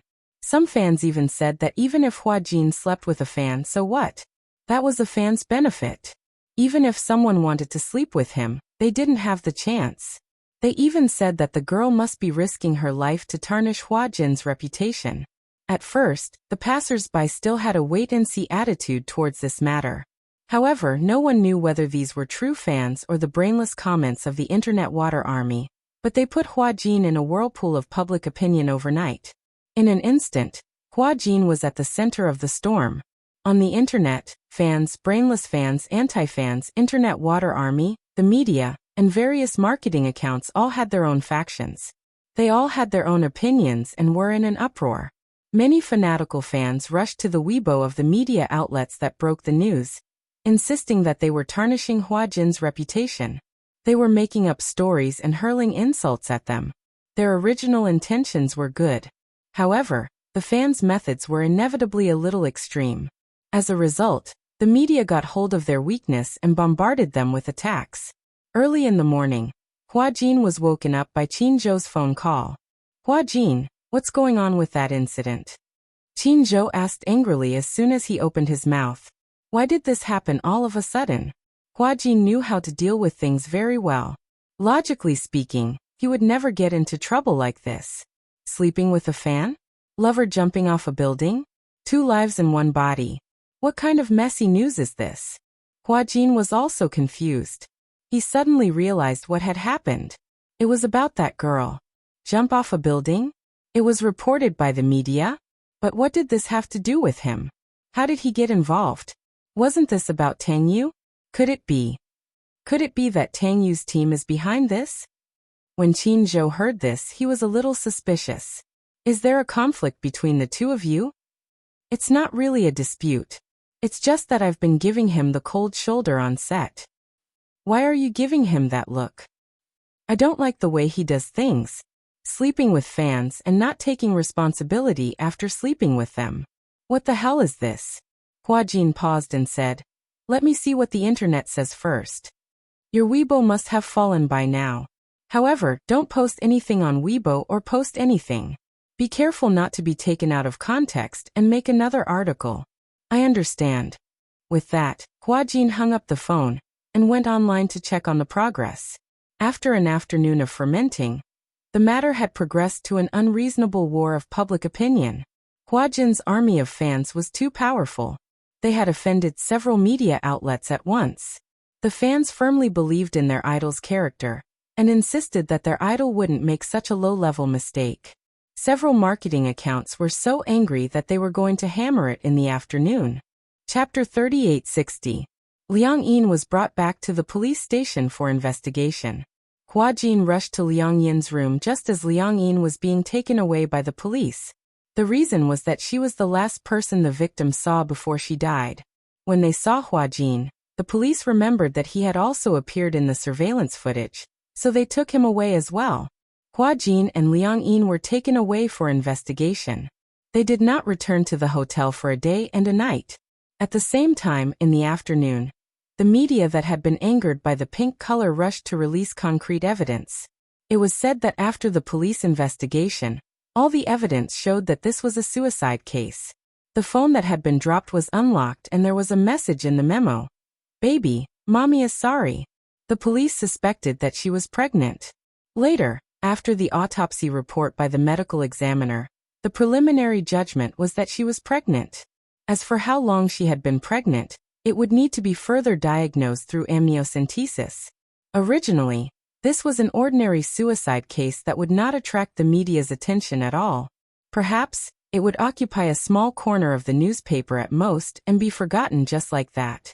Every year, the number of suicides rose in a straight line. Not everyone who jumped off a building would be noticed. However, because of the hotel involved, the police wanted to find out when the victim entered the hotel and who she had been in contact with before she committed suicide. Therefore, they obtained the surveillance footage from the hotel. However, they found that the girl had been in direct contact with Hua Jin before she committed suicide. In the surveillance footage, the girl entered the hotel and went to the floor where Hua Jin's room was. However, for some reason, she squatted in the corner of the corridor and cried for a long time. Later, Hua Jin and his assistant appeared in the footage. When Hua Jin saw the girl squatting in the corner, he walked over in surprise and reached out to help her up. However, the assistant behind him was a little wary. When the girl saw Hua Jin, she suddenly became very emotional. She danced around as if she wanted to express herself urgently. However, the assistant behind him was obviously very repulsed by the girl and asked Hua Jin several times to ignore her. However, Hua Jin seemed to be hesitant. He looked at the girl and could not bear to do it. From an outsider's point of view, he always felt that there was an inexplicable bond between him and this girl. The media wishfully believed that there was a past relationship between the two of them. However, this was the media's interpretation.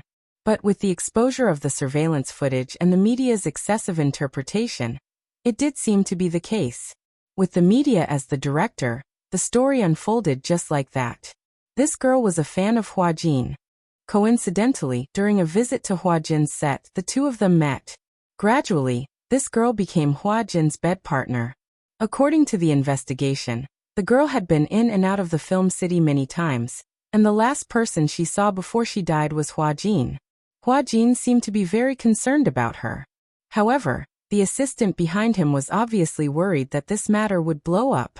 He kept urging Hua Jin to return to the room. He even turned around and said a few words to the girl.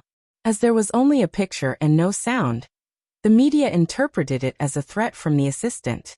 Hua Jin's career was at its peak. If someone used her pregnancy as a threat, it would definitely cause great damage to his reputation. Therefore, the assistant wanted to settle this matter secretly. Chapter 3861. Originally, Hua Jin's fans stubbornly believed that this matter had nothing to do with their idol. However, after Hua Jin and Liang Yin were taken away by the police for investigation, many rumors became even more unbridled. Everyone thought that Hua Jin's arrest by the police was definitely related to this matter. Following this basis, many people started to speculate about the connection between Hua Jin and this matter, and whether there was more to the suspicions and imaginations of those people. Could it be that Hua Jin really slept with his fans? Did that girl and Hua Jin really have that kind of relationship? Was the child in her stomach really Hua Jin's? At this time, Hua Jin and Liang Yin were being interviewed at the police station. For the time being, there was no way for them to know about the rumors from the outside world. However, Qin Zhou would definitely not let this matter continue to fester. He issued a lawyer's letter, and Huan Yu's official PO also issued an official announcement. Simply put, the core idea was 1. Someone used the internet water army to spread rumors and deliberately smear Hua Jin's reputation. 2. Innocent. Absolutely not afraid of any smear. 3. Huan Yu is not silent. They are collecting evidence one by one, not evidence of spreading rumors. When the time comes, they will reserve the right to pursue legal action. 4. Huan Yu will not let go of anyone who hurts the relationship between Hua Jin and his fans. It had to be said that Huan Yu's announcement was absolutely domineering. In other words, those who spread rumors continue to spread rumors, those who spread rumors continue to spread rumors, and those who smear continue to smear. When the truth of this matter is made public, Huan Yu will reserve the right to pursue legal action.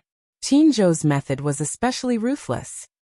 He took the lead by showing his strength and poured a large basin of ice water at the most critical moment of the matter fermenting. On the other hand, in the police station, Hua Jin and Liang Yin were separated to cooperate with the police to take statements. The police summoned them because they were the last people the victim saw before she died. Although the case had been preliminarily concluded that it was suicide and not homicide. After investigating the scene, there was no other possibility other than jumping off a building. However, the police still needed to investigate the truth of the matter. Now there were some marketing accounts slandering Hua Jin, saying that the forces behind him had already come forward to suppress this matter. In order to prevent the scandal from spreading, Huan Yu had used many means to prevent the situation from developing further. Nowadays, many people believe that people with power and influence could even interfere with the justice system because of the words shady deals. Netizens were very simple-minded. Only a few of them were rational. After being instigated like this, it was inevitable that they would suspect that Hua Jin had a powerful background, and that there was a shady operation behind the scenes. But the truth is the truth, no matter how many times you ask. Liang Yin said calmly. That day, I saw her squatting in the corridor, crying very sadly. I didn't know what had happened, so I went to ask her out of concern. Is this the first time you've met? Yes. This is the first time I've seen her. There was no contact before? No. I heard rumors that she's your girlfriend? Chapter 3862. Liang Yin was very calm and obedient. No matter what the police asked, her answers were reasonable and well-founded. She enunciated each and every word clearly. After all, this matter had nothing to do with her to begin with. She was just telling the truth. Although she was nervous, she had to answer well. Otherwise, if she didn't answer well, the police would misunderstand and interpret it. Then wouldn't it cause trouble for Hua Jin? On the other side, Hua Jin also cooperated with the police to complete the investigation. He reported the conversation with the girl to the police, including the unimaginable relationship between Tang Yu and the girl. I suspect that this girl's death is related to Tang Yu, Hua Jin said without hesitation. Isn't the autopsy still ongoing? The forensic doctor might as well take evidence from the fetus in the stomach. Maybe he can find a strong clue. He was too calm. Not to mention that Qin Zhou was behind it. He had nothing to do with the responsibility of this matter. Therefore, no matter how many times he did it, Hua Jin's answer had already divided the responsibility clearly. And for some reason, some of the information from the police investigation leaked out. At first, the girl was pregnant and committed suicide. It was just a rumor. However, some of the police and forensic files were leaked out, and it confirmed the truth of the girl's pregnancy. On the other side, some people couldn't sit still. At the hotel, in the room, Tang Yu looked at his manager pacing back and forth anxiously in front of him.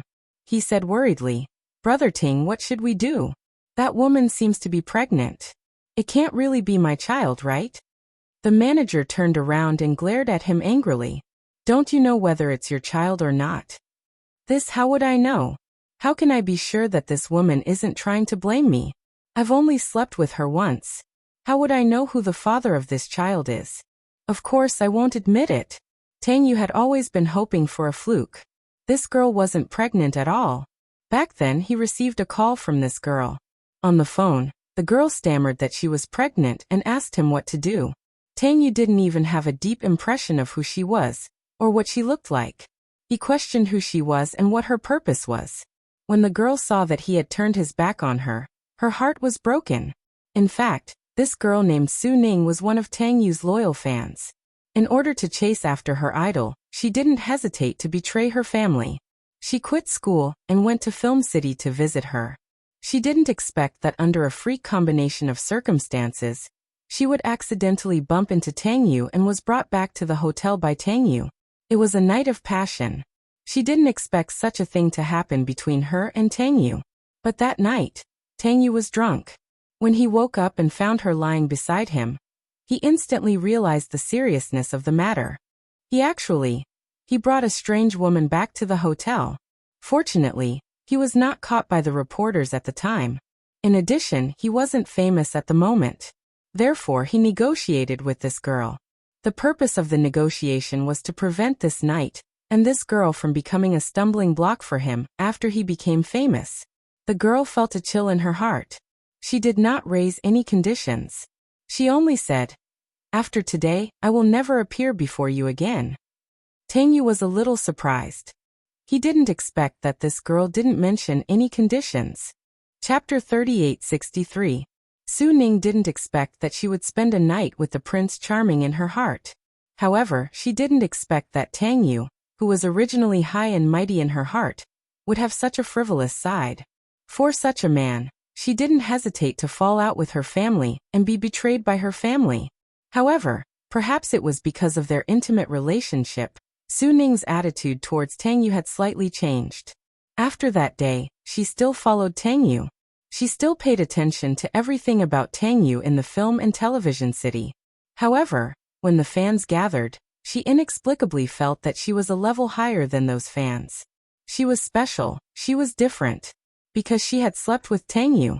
She and Tang Yu had a physical relationship. Other fans who wanted to see Tang Yu had to stay far away from him. But she had been in Tang Yu's room and had sex with him. Slowly, she began to have ambitions. After leaving Tang Yu's room that day, she didn't buy the morning after pill as Tang Yu had instructed. She did it on purpose.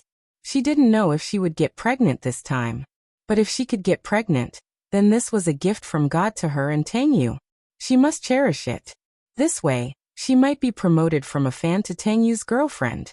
In the fan group, many fans were envious of her. Because she was one of the few who had close contact with Tang Yu. Of course, she wouldn't tell the other fans about what happened that day. She only said that she had close contact with Tang Yu. The envy of the other fans made her feel as though she was floating in the air with a card in hand. A month later, by chance, she found out that she was pregnant. However, this pregnancy was obviously not the right time. At that time, she was already at the end of her rope. She couldn't even afford the rent. So she took the pregnancy test kit, mustered up her courage, and went to the hotel where Tang Yu was staying, wanting to see him. She knew that Tang Yu wasn't at the hotel, so she called Tang Yu and told him about her pregnancy. Tang Yu's first reaction was that she was lying to him. Tell me, what's your purpose?" Tang Yu was obviously angry when he learned about this. "Did you set me up that night?" Tang Yu obviously thought that Su Ning deliberately set him up that night. "Didn't I tell you to take the morning after pill?" "Why, didn't you take it?" Su Ning stammered and explained that she forgot. Tang Yu snorted. "Forgot? I think you're doing it on purpose. Let's not talk about anything else for the time being. First of all, I have to suspect whether you're really pregnant or not. We've only done it once. How could it be so coincidental? Furthermore, how can I be sure that even if you're really pregnant, the child in your stomach is mine?" Tang Yu obviously didn't believe it. It was just once. How could she get pregnant so coincidentally? Su Ning was at a loss for words. She could only say that she was really panicking at that time and really forgot about this matter. Both Tang Yu and Tang Yu, S Ning Tang Yu, Su Ning Tang Yu, STSU. Tang Yu refused to admit it. He even warned him again and again. "If you dare to mess around, I swear I'll teach you a lesson." Chapter 3864. Now, the little life in her belly was growing up with hope. Su Ning knew in her heart that she deliberately didn't take birth control pills because she was pregnant. She thought that if she was lucky enough to get pregnant, at least she could use the child to ask for an explanation from Tang Yu. However, she was wrong. In her mind, Tang Yu should be a very responsible Prince Charming, just like how he usually was in front of his fans. He was gentle, responsible, and knew how to take care of people.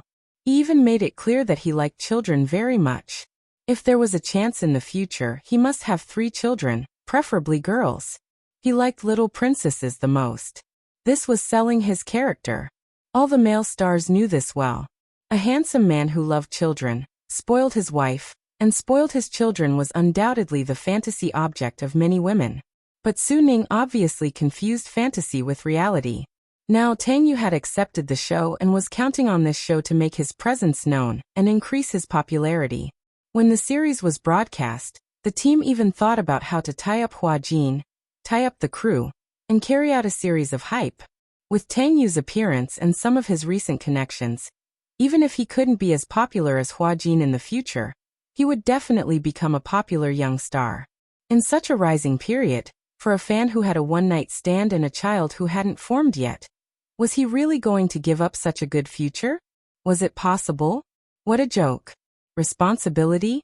Responsibility. That was just a fan's wishful thinking. Su Ning couldn't take the blow and jumped off a building. This was also unexpected to Tang Yu. But the problem was Su Ning really pregnant with his flesh and blood? Of course, Tang Yu didn't feel sorry for the child. But if the final autopsy report came out, and the child was genetically identified as his flesh and blood, then with this evidence he couldn't wash it clean. Evidence always doesn't lie. Tang Yu had a headache. Originally, he was hoping to frame this matter on Hua Jin. However, he had obviously overlooked this point. About the child, he always suspected that Su Ning lied to him and had other intentions. But, Brother Ting, what should we do? Tang Yu was anxious. Do you think the forensic doctor can find out who the child's biological father is through the autopsy? Generally speaking, DNA samples collected from a corpse's uterus should be sent to the database for analysis and comparison. If it's really your child, we can find out. Tang Yu's face turned pale. So, I want to ask you, is this child really yours? Tang Yu shook his head blankly. I don't know. I really don't know.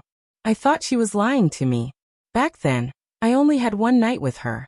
How could it be that she's with another man? I don't know.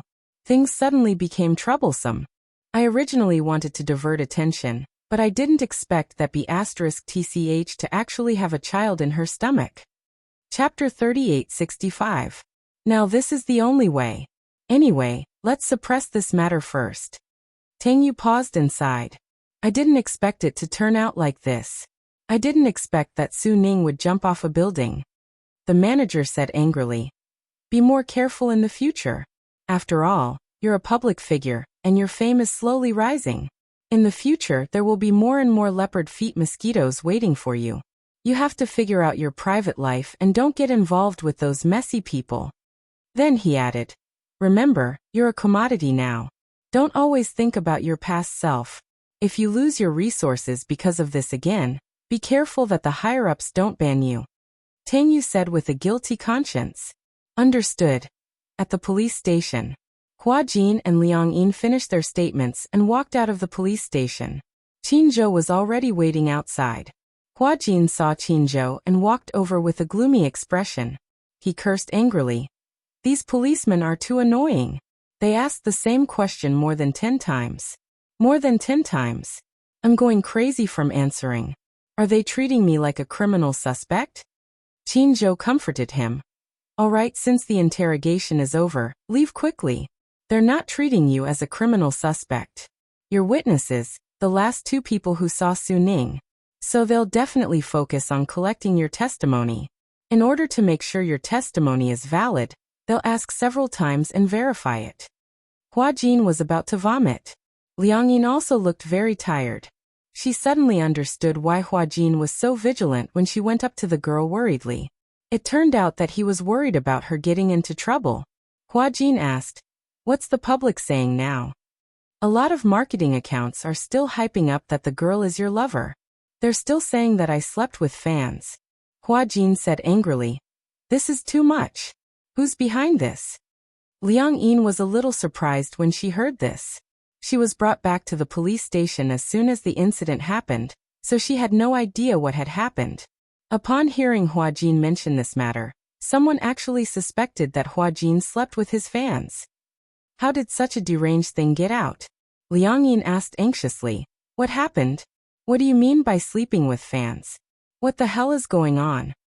Qin Zhou glanced at Hua Jin, shook his head and said to Liang Yin, it's not convenient to talk here. Let's get in the car and go back to the hotel. Hua Jin and Liang Yin looked at each other. Liang Yin felt a little uneasy, but she didn't say anything. So she got in the car with Hua Jin. In the car, Qin Zhou said to Hua Jin, "Now many marketing accounts on the internet are hyping up your underground relationship with that girl. But don't worry, I already have all the substantial evidence. But we don't have to rush to clarify anything now." Liang Yin was a little nervous when she heard this. Why? Speaking of which, aren't these marketing accounts too much? Why aren't they rushing to clarify things? Qin Zhou smiled and winked mysteriously. He said to Hua Jin and Liang Yin, "Be patient and watch the show." When Liang Yin heard this, she still didn't understand what was going on.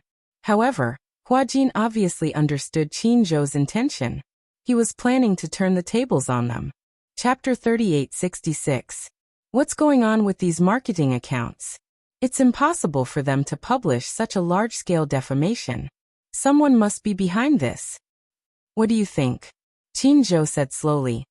Who is the father of the child in this girl's belly? If this matter is exposed, who will be at a disadvantage? Hua Jin frowned and asked suspiciously. Could it be Tang Yu? At the mention of this name, Liang Yin was a little dumbfounded. Impossible. She frowned and said. Tang Yu wouldn't do such a thing, right? Hua Jin listened but didn't say anything. He could understand. Liang Yin was Tang Yu's fan. No matter how she changed her mind, at least she still had some feelings for him.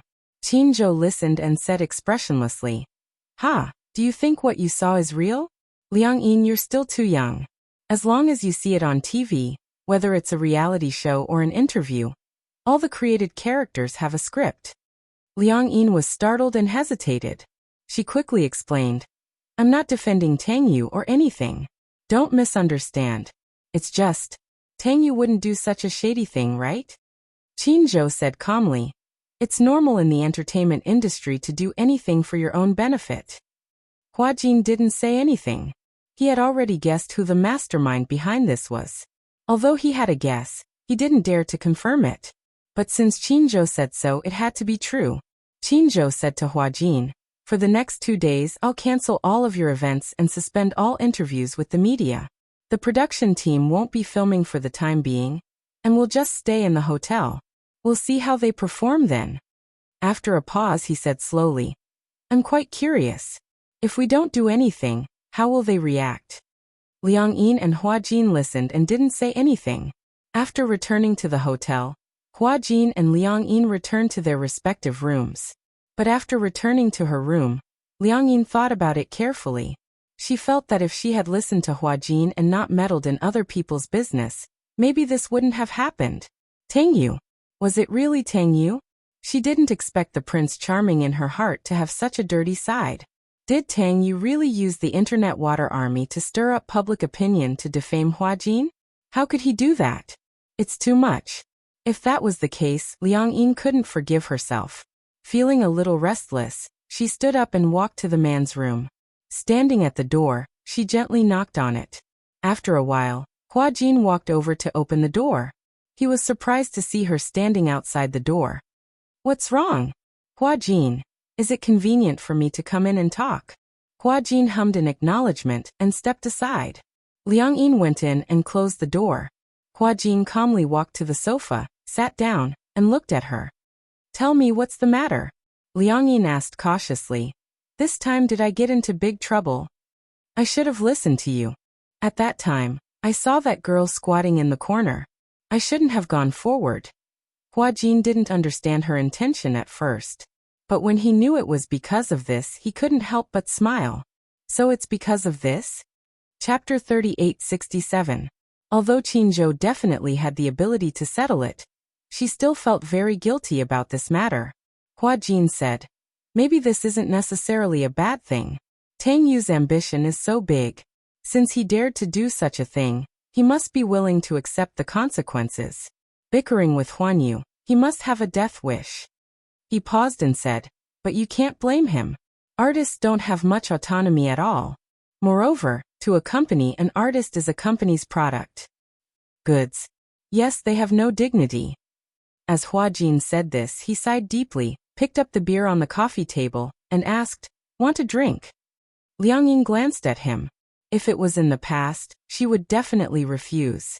She didn't like to drink and couldn't drink. If it was beer, she would get drunk easily after a few glasses. However, looking at Huajin leaning on the sofa with a tired but cynical expression, holding the beer can and drinking mouthful after mouthful, she felt that something was wrong. She didn't know why, but he inexplicably gave her a very lonely feeling. For the first time, Liang Yin nodded. "Okay. But I can't drink very much. There's not much beer either. Even if you want to drink more, you won't have the chance." As Huajin said this, he walked to the small fridge and took out all the beer inside. Liang Yin glanced at it, and was shocked by the lineup. "So much? Can you finish it all? You can't drink well, but that doesn't mean I can't drink well." Liang Yin sat down beside him, took a can of beer, and took a sip. She drank more elegantly, one mouthful after another. Huajin, on the other hand, had already drunk 3 mouthfuls of beer. His gaze was empty as he looked at the ceiling aimlessly and said coldly, "Do you know how I entered the entertainment industry? Being an actor must be your dream, right?" Liang Yin said. "And you're so good looking. How did you get chosen by a talent scout?" "I was sold into the entertainment industry by my father." Huajin smiled calmly and curled his lips. He seemed to be mocking him, but at the same time he seemed to be able to see the resentment between his brows. He took a sip of beer and gulped it down again. His expression became even more gloomy. Biological father. When Liang Yin heard this, she suddenly reacted. It was no wonder that the man did not question her when she expressed her hatred for her parents back then. Neither did he console her like the others did. Instead, he said coldly, "That's because such irresponsible parents really exist in this world." Therefore, was he a father as well as a selfish and irresponsible man? Sell him into the entertainment industry? Back then my father drank, gambled and did drugs. He loathed me because I had my mother's blood flowing in my veins. They say love the house and its crow. Hate a person, it is the same. He hated me, so when he was chased by loan sharks, he didn't hesitate to sell his own flesh and blood. For some reason, Huajin suddenly brought up this past.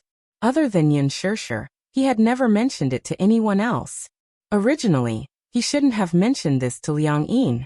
However, for some reason he said it naturally, as if it was a common occurrence.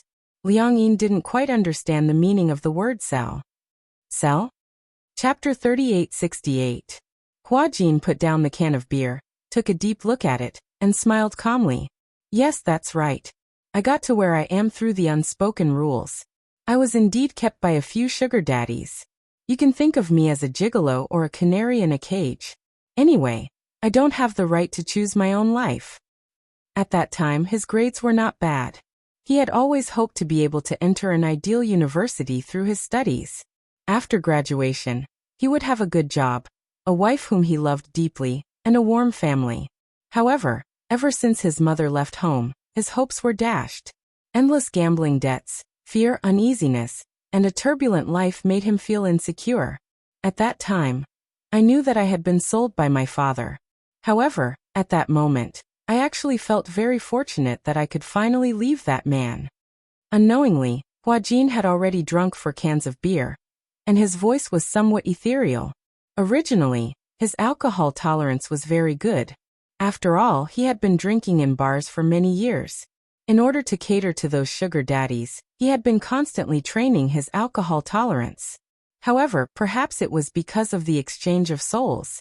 Liang Yin's alcohol resistance seemed to be pitifully low. Liang Yin's alcohol tolerance was very low. She could not drink at all. Hence, Huajin, who was substituted into her body, had an extremely poor alcohol tolerance. So much so that after drinking a few cans of beer, he was already on the verge of collapsing. After leaving my father, I don't know how to live for many years. However, I believe that as long as I can get through it, I will definitely usher in a bright day. As Huajin spoke, he suddenly turned his head to look at her. "Do you know how much effort I have put in for the freedom I have now, for the life I have now?" His eyes were red, and his voice suddenly became extremely cold. "No matter who it is, I will not allow him to destroy all my efforts." Huajin drank another can of beer in one gulp, shook his head, and was obviously somewhat helpless. It's really strange. Why am I telling you all these? Liang Yin did not expect that he would tell her all these. She actually felt a little warm in her heart.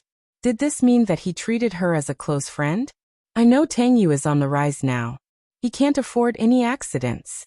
If this matter is exposed to the public that the girl is pregnant with his flesh and blood, perhaps without good PR, his reputation will be ruined. So he wants to sacrifice me, use me, and step on my reputation to climb up. Don't believe the superstar's superficial impressions, Hua Jin said in a self-deprecating manner, just like how my character is set to be a young man in ancient costumes. So, I always have to dress up in front of my fans and act courteous like a delicate and pretty boy. I've had enough of this role-playing. Every day, he had to follow the script. Even when he was asleep, he couldn't forget his character setting. When I earn enough money, or when I have someone I like, I will choose to retire. Quit the entertainment industry, get married, have children. No matter what I do in the future, I will definitely not be an actress. Chapter 3869. Liang Yin was prone to getting drunk, but for some reason, even after drinking 2 cans of beer, she didn't feel tipsy at all. On the other hand, Hua Jin, who had too much to drink, started to ramble on. Perhaps it was because he was drunk, but his speech was incoherent. However, Liang Yin listened attentively. From his childhood to when he entered the entertainment industry, his emotions were always rambling on and on without rhyme or reason. Eventually, the more Hua Jin talked, the heavier his eyelids became. Slowly, he fell asleep leaning on Liang Yin's shoulder. Liang Yin leaned on the sofa and Hua Jin leaned on her shoulder. The heaviness on one side of her shoulder made her feel strangely calm. She didn't dare to move, for fear that she would wake Hua Jin up. Hence, she maintained this position until she felt sleepy and closed her eyes. Dawn early in the morning. Hua Jin was woken up by the cold. Even though the heater was turned on in the room, when dawn came, the weather was even colder. He was wearing thin clothes and had sobered up. He opened his eyes and looked out of the window. The sky was already brightening. He felt that he was leaning on someone's shoulder. When he lifted his head, he saw Liang Yin sitting on the sofa with her eyes closed. She allowed him to lean on her shoulder and maintain this position, not moving at all. The beer cans on the coffee table were scattered all over. Hua Jin felt a little awkward. He felt that leaning on her shoulder made him, a big man, feel like a helpless little bird. He woke her up with a gentle push. Hey! Liang Yin woke up immediately. She wasn't very sleepy to begin with, so she woke up with a push. However, when she woke up, she could clearly feel that one of her shoulders was so sore that it felt like it was going to collapse. Ugh! She held her shoulder and grimaced in pain. It felt like it was dislocated. Hua Jin saw her pained expression and realized that he seemed to have fallen asleep leaning on her shoulder. His shoulders must be sore from carrying it like this. Hua Jin didn't know whether to laugh or cry. He laughed and said, "Are you going to stay in this position without moving?" Liang Yin said unhappily, "What else? I was drunk yesterday and I was afraid that if I moved, you would wake up and go crazy. That's why I didn't dare to move." Hua Jin said awkwardly, "Who said I was drunk? I'm not drunk, and I won't go crazy." He paused for a moment and said in disdain, "Is it because your body is weak? When I drank in the past, I didn't get dizzy from drinking so little beer. I can't hold my liquor well." Liang Yin twisted her shoulders, stood up and muttered, I'm going back to my room to rest." Hua Jin saw her stand up and lonely back, and thought that his tone just now was a little bad. In addition, he slept on her shoulder for a long time, and she did not complain, as if she was afraid to disturb him, so she was so motionless, silly and cute. He suddenly said, "Have you seen a sunrise before?" Liang Yin turned around in confusion, and shook her head. Hua Jin blinked mysteriously. "I know a place where it's very beautiful to watch a sunrise." Liang Yin's eyes lit up with anticipation. "Really?" On the rooftop of the hotel, Liang Yin tiptoed behind Hua Jin, pushed open the door, and walked to the rooftop. Chapter 3870. The wind on the rooftop of the hotel was strong and cold. Hence, both of them had changed into a large cotton-padded jacket. This hotel was the most upscale and luxurious hotel in the film studio. The rooftop was on the 25th floor, and this was the best time to watch the sunrise. The film studio was surrounded by mountains on all sides. The mountains were also developed by consortiums to film special scenes. Many historical films and anti-war films were shot on this mountain. Because it was surrounded by mountains on all sides, there was nothing to block the view. One could see the horizon at a glance. The endless mountain range and the horizon in the distance were gradually changing red, orange, and yellow, from the horizon to the sky. It was unbelievably beautiful. Hua Jin held Liang Yin's hand, walked to the edge of the rooftop and sat down. At first, Liang Yin was still a little nervous and hesitant. Sitting on the edge of the rooftop, their feet were suspended in the air. If they were nervous and accidentally trembled, they would fall and be smashed to pieces. Hua Jin sat down as if nothing had happened. Liang Yin, however, stood to one side, a little scared, not daring to sit down. Hua Jin lifted his head and looked at her, a little puzzled. "Aren't you going to sit?"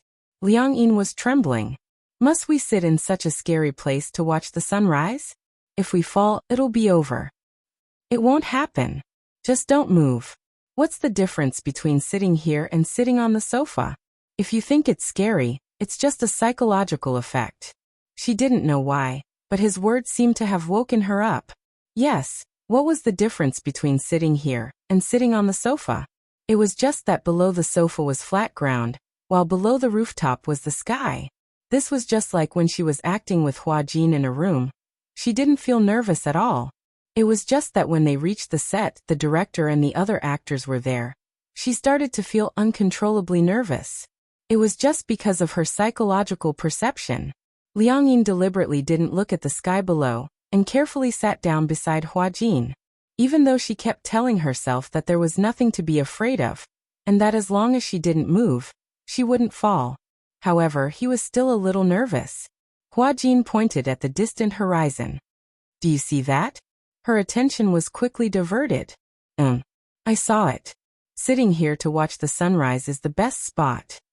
Hua Jin took a deep breath of the fresh dawn air. The air was a little damp, accompanied by the cool dew frost. He said indifferently, "Do you know? In the past, I remember when I was in my teens, I acted for the first time. As an actor, I was bullied badly in the crew. At that time, I was still young and lived in the crevices every day. I felt so oppressed, so I thought that since living was so tiring, I might as well end my life." Liang Yin was slightly surprised. He didn't look like the kind of person who would be depressed. Why, how could he have such a dark past? Hua Jin raised his eyebrows and seemed to have guessed what she was thinking. "Do you find it unbelievable?" I never thought that I would be so weak." Chapter 3871. Hua Jin shook his head in confusion. "I don't know. I just feel that there's no joy in life. At that time, other than filming, I was lying in the hotel and eating very little. I kept thinking about where people come from and where they're going. What's the point of living in this world?" His question stumped Liang Yin. Indeed, what was the point of living? She couldn't understand it either. That day when I walked here, it was as if I was jumping off the rooftop. However, when I sat on the edge of the rooftop, it happened to be sunrise. I don't know why, but I just watched the sunrise quietly. The strange thing was that it was clearly very cold that day, just like today, but as I watched the sun rise bit by bit, the bright rays of dawn seemed to sweep away all the haze in my heart. As Hua Jin spoke, his lips curled up. "It's amazing. At that time, I actually thought that it was great to be alive and to be able to see such a beautiful scene. If I were to die, I definitely wouldn't be able to see it. As long as I live, there will be miracles. If I were to die, perhaps I wouldn't be able to see anything." Unknowingly on the horizon, a fire plate slowly rose up. The horizon was dyed even brighter. At that moment, the clouds on the horizon seemed to have been set on fire, filling up the sky. It was so beautiful that it was suffocating. Liang Yin was deeply awed by the scene before her eyes. It was too beautiful. It was unbelievably beautiful. No wonder Hua Jin said that when he saw such a beautiful scene, he actually felt that life was beautiful. There were too many beautiful things in the world, just like this enchanting scenery. Hua Jin said, "I hope that one day, I don't have to act anymore. I don't have to be an actor. I have a family and a woman I love deeply.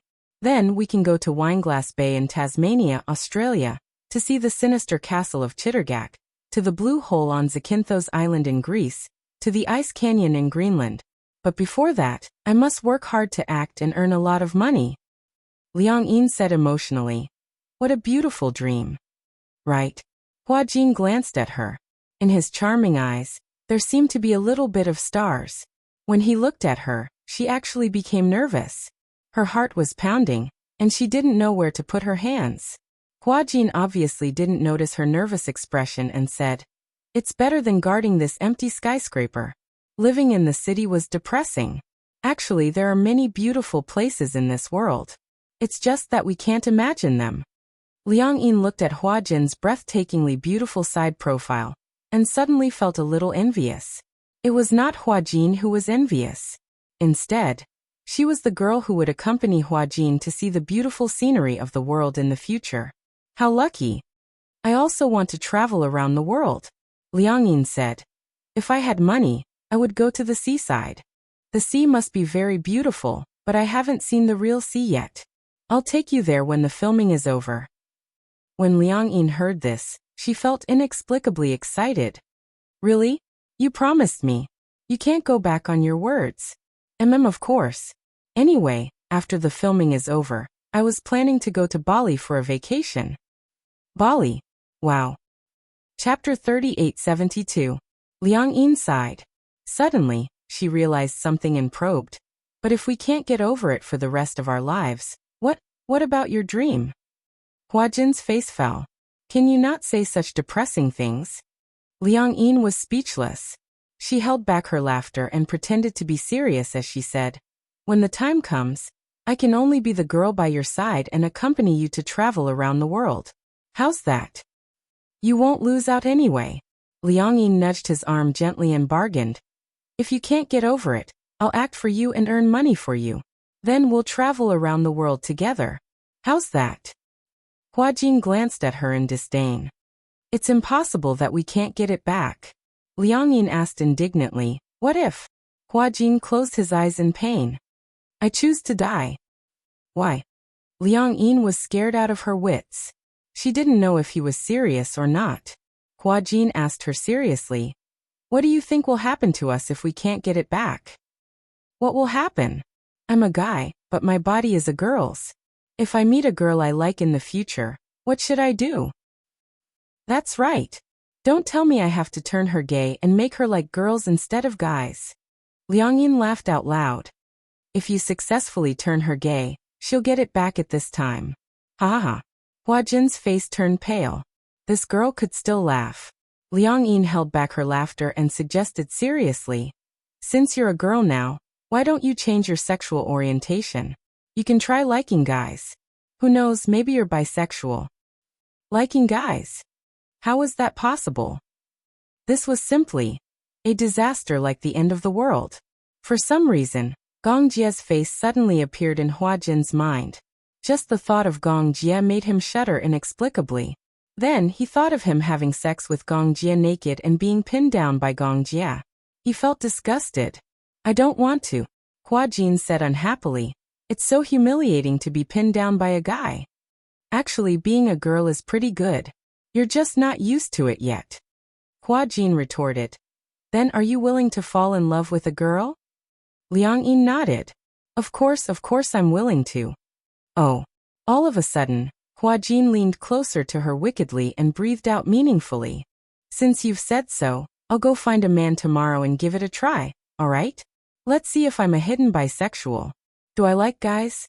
Liang Yin's of it. She immediately protested. No. Why not? Hua Jin pretended to be serious. Didn't you say to let me try? Who knows, maybe I'll really like dating guys. Liang Yin immediately changed her words. It's not certain if you can change back. What if you change back? Then break up with that guy. Hua Jin replied nonchalantly. Who knows, maybe I've really fallen in love with men, just like what you said. What about you? Maybe you'll fall for girls too. Chapter 3873. Oh, I see. Seeing that Hua Jin was smiling evilly, Liang Yin pretended to compromise and said, All right, Go and find a man then. I'd like to experience what it's like to be a man. When Huajin heard this, he was dumbfounded. Huh? What? Liang Yin smiled mysteriously. It's the feeling of tightness when you're with a woman. Huajin's brain almost couldn't wrap around it.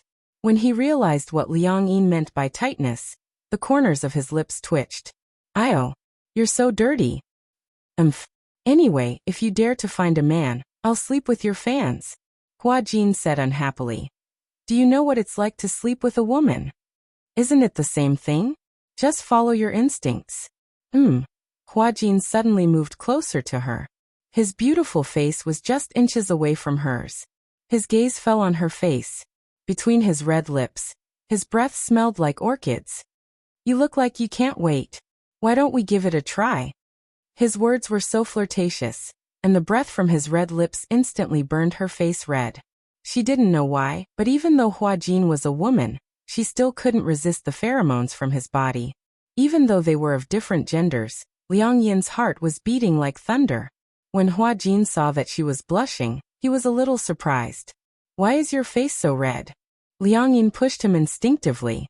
Huajin immediately grabbed the railing tightly and said gloomily, Hey, be careful. What if you accidentally push me down? Seeing that he was still sitting steadily, Liang Yin said unhappily, Didn't you say that sitting here is no different from sitting on the sofa?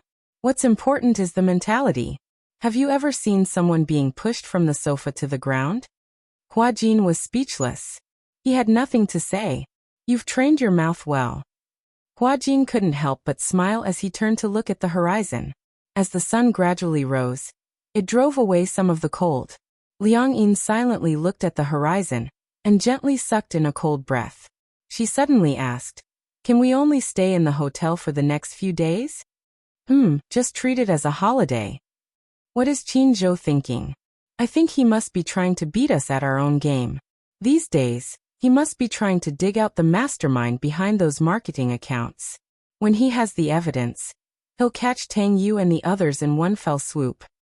It's so complicated. I thought being a celebrity was easy. Who would have thought there's so much scheming involved? Huajin disagreed. What do you think? No matter what profession it is, there's no lack of scheming. With that, he stood up and jumped off the rooftop.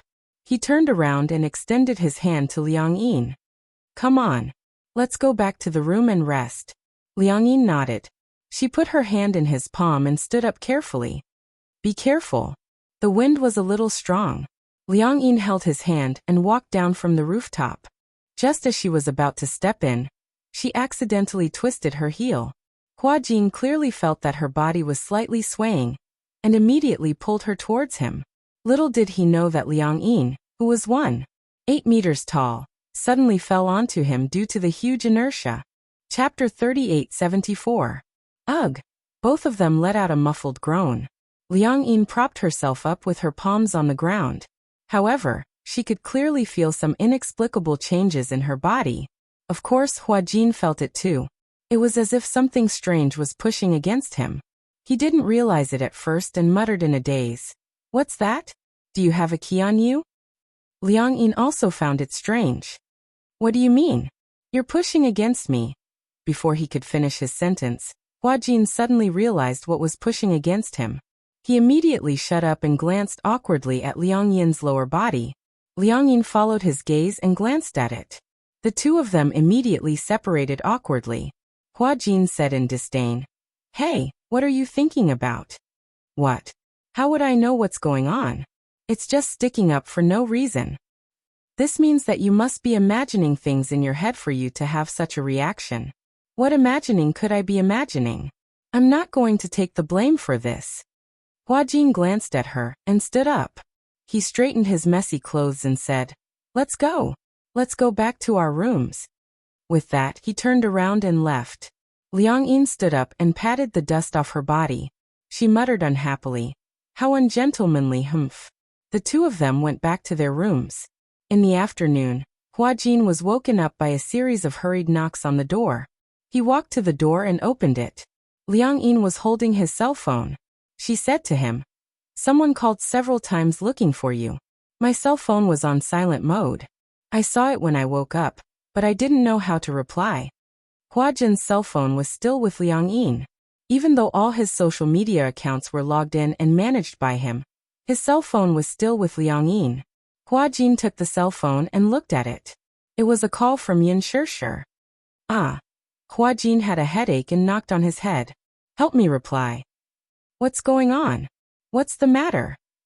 Hua Jin reminded her worriedly. She's the most important person to me. You have to be gentle, do you hear me? I heard you. Liang Yin saw how nervous he was and asked in confusion. Who is she to you? You seem to be very nervous. At the mention of Yin Shishir, Hua Jin's expression softened. She's my sister. Sister? Yes. Then he added. Ask her what's the matter. Liang Yin nodded and dialed the phone back. After a while, it was quickly connected. She said hello. Yin Shishir's smiling voice came from the other end. Jean, are you filming? No. I heard. Something happened recently. You're in some trouble, aren't you? Yeah, I'm in some trouble. I heard from Qinzhou that you've stopped all your work recently. Take it as a holiday. Since you're on holiday, let's go to the hot springs together. Hot springs? Liang Yin looked at Hua Jin in surprise. Hua Jin immediately put the call on speaker. Yeah, I've already made a reservation. It's at the hot springs in the middle of the mountain. I've booked the entire hotel. Let's go together. Ah, when Liang Yin heard this, she winked at Hua Jin. What should we do? She mouthed to Hua Jin. Are we going? Hua Jin wanted to go, but... Chapter 38:75. While Hua Jin was still hesitating, Yin Shishir said, It's settled then. You're not allowed to stand me up. We haven't gotten together in a long time. You've been busy filming and haven't heard from us for a long time. Yin Shishir didn't allow any explanation and made her decision. Before Liang Yin could say anything, Yin Shishir had already made up her mind. Hua Jin quickly pointed at himself and mouthed, Bring me along, bring me along. Liang Yin looked at him for a long time and finally understood what he was trying to say. He didn't speak for a long time. On the other end, Yin Shishir was a little puzzled. Hua Jin, why aren't you saying anything? Liang Yin quickly said. It's like this. Can I bring an assistant? Sure. Male or female? Female. Oh, alright then. If she doesn't mind, she can share a room with me. Liang Yin was a little stunned. Share a room with Yin Shishir? Hua Jin? While she was still hesitating, Yin Shishir said apologetically. Because the room was already booked in advance. So there's no room left. Otherwise, she wouldn't mind sharing a bed with me. When Hua Jin heard this, he immediately waved his hand. He didn't mind. Haha. Why would he mind sharing a bed with Yin Shishir? When the call ended, Hua Jin still had a happy expression on his face. Liang Yin glanced at him and commented, You're smiling so strangely now. Who's Yin Shishir? My sister. Your biological sister? Of course. I think it's better if you don't share a room. Hua Jin retorted self-righteously. What else can I do? Do you want me to share a room with a man? What if I'm pounced on and eaten alive by someone who's plotting something against me? This is your body. I'm protecting you. Wow, that sounded so dignified. Then I really have to thank you. Hua Jin snorted proudly, but in his heart, he was very excited. Originally, he didn't really like hot springs, but if he could share a room with Yin Shishir, he suddenly had a lot of expectations for the trip to the hot springs. Of course, he had absolutely no improper thoughts about Yin Shishir. However, it was still better than sharing a room with Muyaja. That was what Hua Jin thought. But on that day, when they gathered at the airport, Hua Jin never expected that the Demon King Gongjie would be there too. Come on. Yes. As soon as Gongjie saw Hua Jin, he walked over and hugged him in front of everyone's astonished eyes. Gongjie knew that Hua Jin and Liang Yin had swapped identities.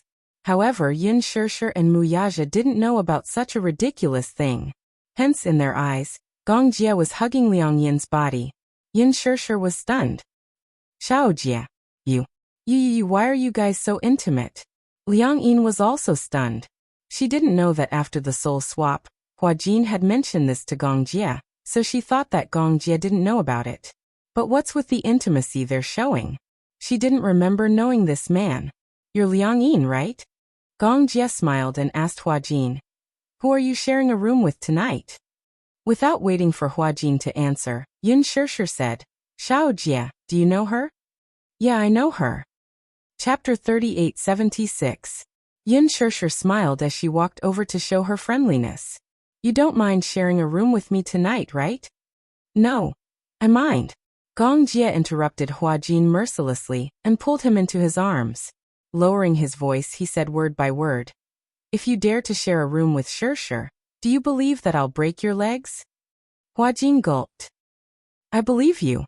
Sharing a room with my sister, are you rebelling? Gong Jie's voice was as cold as ice. However, when he lifted his head to look at Yun Shishir, his eyes were gentle. Tonight she's mine. Hiss. Everyone was dumbfounded. They were so shocked that their jaws almost fell off. Especially Liang Yin. She stared at Gong Jie in disbelief.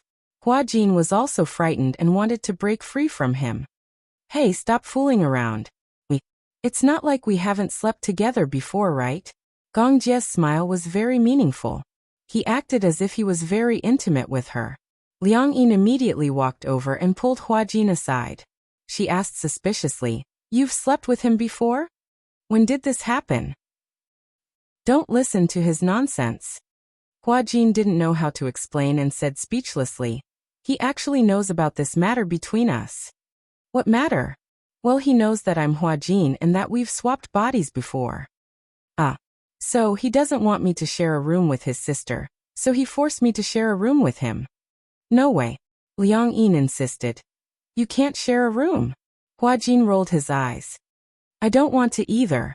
You think I want to share a room with him? Gong Jie, the big devil. Who would want to share a room with the big devil? Liang Yin was a little restless. What should we do then? Why don't we leave? Before Hua Jin could answer, Yun Shishir walked over and sized them up. She asked curiously, What are you guys discussing? No. Nothing. Hua Jin asked tentatively, How are the rooms allocated tonight? There are 3 rooms in total. Originally Lisa and I would share a room. Yu, Xiao Chen and your brother-in-law would share a room, and Hua Jin and Xiao Jie would share a room. However, Hua Jin said that he would have to bring you along. Since there are no more rooms, why don't you share a room with me to save the trouble? No. Gong Jie walked over and protested.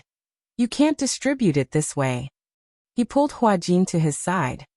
He has to be in the same room as me. Everyone was silent. Muyaja couldn't take it anymore. How about this? I'll do it. In the end, Hua Jin, Gong Jie, and Muyaja would share a room. Liang Yin, Xiao Chen and Yu would share a room, and Lisa and Yun Shishir would share a room. Hua Jin looked like he wanted to cry, but had no tears. It can't be right. Wouldn't it be too cramped for 3 people to share a room? There are only 3 rooms in total. After much discussion, Muyaja's suggestion was the most suitable. Thus, everyone compromised a little. Although Hua Jin felt wronged, he had no choice. Gong Jie and Muyaja would never agree to him sharing a room with Yun Shishir. Although Liang Yin was a girl, her body was that of a man, so she would be assigned to share a room with Yu and Xiao Chen. At the moment, this seemed to be the most humane solution. Chapter 3877. After discussing the allocation of the rooms, the group of them set off. Liang Yin was very happy to see the result of this distribution. After all, it was best to share a room with 2 adorable little lads. She wouldn't feel awkward or embarrassed. Most importantly, she would not feel burdened. Hua Jin said that although Gong Jie knew about this, he did not tell Yun Shishir for the time being. It was not because of any other reason, but because he was worried that she would be worried for nothing and would not be able to accept this fact. However, since Gong Jie knew about this, Yu would naturally know about this too. Yun Shishir had already booked the plane tickets. After everyone had boarded the plane, Yu, who was originally sitting with Lisa, swapped seats with Lisa and sat next to him. Yu looked at him with an unfathomable gaze. Hua Jin shuddered when he saw Yu staring at him. He glanced at him and raised his eyebrows. He did not know why Yu was looking at him with such a deep gaze. Why are you staring at me like that? I'm thinking. Yu looked at him from head to toe and smiled evilly. Do you feel uncomfortable when a man turns into a woman? Do you feel that your chest is heavy? No. Then do you pee like a girl now? If not, that's amazing. Yu blinked his beautiful eyes and suddenly smiled, as if he was hiding an unknown ambition. I really want to dissect you. After all, this was the first time he had heard of something as magical as soul exchange. Of course, Yu knew that Huajin would not joke or lie. Huajin trembled. He was frightened by black-bellied Yu. He had said that he would dissect Yu so casually. He was scared to death. Huajin gulped. You can't joke about this. Since you know that it's a joke, why are you so nervous? On the other hand, Liang Ying got along well with Mu Yichen. She was a very distressed person, and the flight on the plane was rather boring. All electronic devices were banned, so Mu Yichen was also bored. Liang Ying chatted with him on and off, which alleviated a lot of the boredom. When they arrived at the Mid-Mountain Hotel, it was already afternoon. The luggage was directly carried back to the room by the bellman. Half Mountain Hot Spring, the so-called Half Mountain, meant that the hotel was located in the middle of the mountain, and the hot spring pool was at the waist of the mountain. While soaking in the hot spring and lying on the side of the pool, one could overlook the entire mountain scenery. Especially at dusk, when the sun was setting, there was nothing more enjoyable than soaking in the hot spring while watching the sunset. Before coming here, Liang Yin's concept of hot springs was just like what she saw in TV dramas. It was like the bathtubs in mini bathhouses, with steam rising in spirals. She had no interest in hot springs. However, when she arrived at the hotel and looked at the endless mountain road and the mountain scenery, she was stunned by the beautiful scenery in front of her. Liang Yin smiled and said, "Why do I feel that staying in this hotel makes me feel isolated from the rest of the world?" When Yin Shishir heard this, she immediately said, "You usually have a hard time filming. Treat this trip as a vacation to relax." Oh, Liang Yin touched her nose a little embarrassedly. Yin Shishir did not know about this and thought that she was Huajin. Chapter 3878. After all, she would never have been able to afford such an expensive hotel in the past. She heard that a room in this hotel cost more than 10,000 yuan per night. It was too expensive. It was terrifyingly expensive. Compared to her carefree attitude, Huajin was a little absent-minded. The thought of sharing a room with Gong Jie gave him a headache. It was said that the room was a suite with 2 rooms, 2 bathrooms, and 1 living room. Then, who would sleep on the same bed as whom? If Gong Jie shared a bed with him, could he reject him? Huajin had 2 worries about sharing a bed with Gong Jie. One was that he was worried that Gong Jie would go berserk and skin him alive. The other was that he would say something wrong and Gong Jie would tear him apart in a fit of anger. No matter which it was, he didn't want to do it. He wanted to live for a few more years. He couldn't even sleep with him. He didn't want to sleep with a man. And a big devil at that. Huajin made a decision in his heart. No matter how Gong Jie and Muyaja were to be allocated, he would either have a room to himself or sleep on the sofa in the living room for the whole night. He would never share a bed with Gong Jie. What's wrong? Gong Jie walked to Huajin's side and suddenly interrupted his thoughts. What are you thinking about? Huajin was shocked. When he realized that it was Gong Jie, he didn't know when he had stood behind him. He asked carefully, "How are we going to allocate the rooms tonight?" "You. Who are you going to sleep with?" "Me and you. How about that?" No. Huajin waved his hands and smiled awkwardly. This isn't good. After all, I'm a woman now. Men and women can't be separated." "Oh, men and women can't be separated?" When Gong Jie heard this, he felt that it was quite interesting. He smiled wickedly, revealing the tip of his snow-white teeth. Coupled with the black diamond earrings on his ears, he looked like a demon at first glance. Standing behind him, Gong Jie leaned forward slightly and whispered into his ear with a playful smile.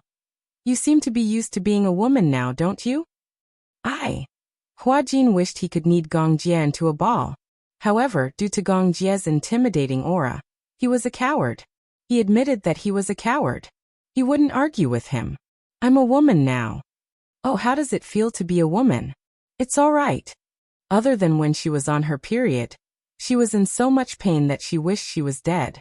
Huajin turned around uncomfortably, not daring to meet Gong Jie's eyes. Gong Jie casually circled in front of him again. Like an elegant cheetah on the grassland, he paced around his prey at a leisurely pace. He stopped in front of Hua Jin, bent down, and gently pinched his chin. Looking at his slightly flushed cheeks, he narrowed his eyes. I don't think there's anything wrong with you being a woman. Ah. Don't you think that you've become a little cute after becoming a woman? When he reacted, Hua Jin wrinkled his nose in embarrassment. Was this Gong Jie flirting with him? Hua Jin gritted his teeth and said unhappily, no matter what, we can't sleep on the same bed. Chapter 38-79. His question made Hua Jin even more wary. He stared at Gong Jie warily and asked, will you? Could it be that this Gong Jie was so beastly that even though he knew he was a man, he would still press him down? When Gong Jie heard that, he was not in a hurry to answer. Instead, he said mysteriously, that depends on whether I'm a normal man or not. Why did he hear a faint threat in Gong Jie's tone? No, it wasn't faint. It was a strong threat. Are you threatening me? Hua Jin narrowed his eyes and took half a step back warily. Threatening you with what? Do you think I need to threaten you when you're so weak now? Hua Jin felt so guilty that his eyes were darting around. When Gong Jie saw that his gaze was not on him, he pinched his face unhappily and forced him to face him. How do you think a man and a woman will react when they lie on the same bed? Beep, beep, beep, beep. The alarm in Hua Jin's head rang loudly. He stared at Gong Jie as if he was a lion, as if he was afraid that he would pounce on him in the next second. Seeing Hua Jin's vigilant look, Gong Jie felt that it was very interesting. Why? Did you just realize that you're in a dangerous situation? Gong Jie sized him up from head to toe. You're as skinny as a bean sprout.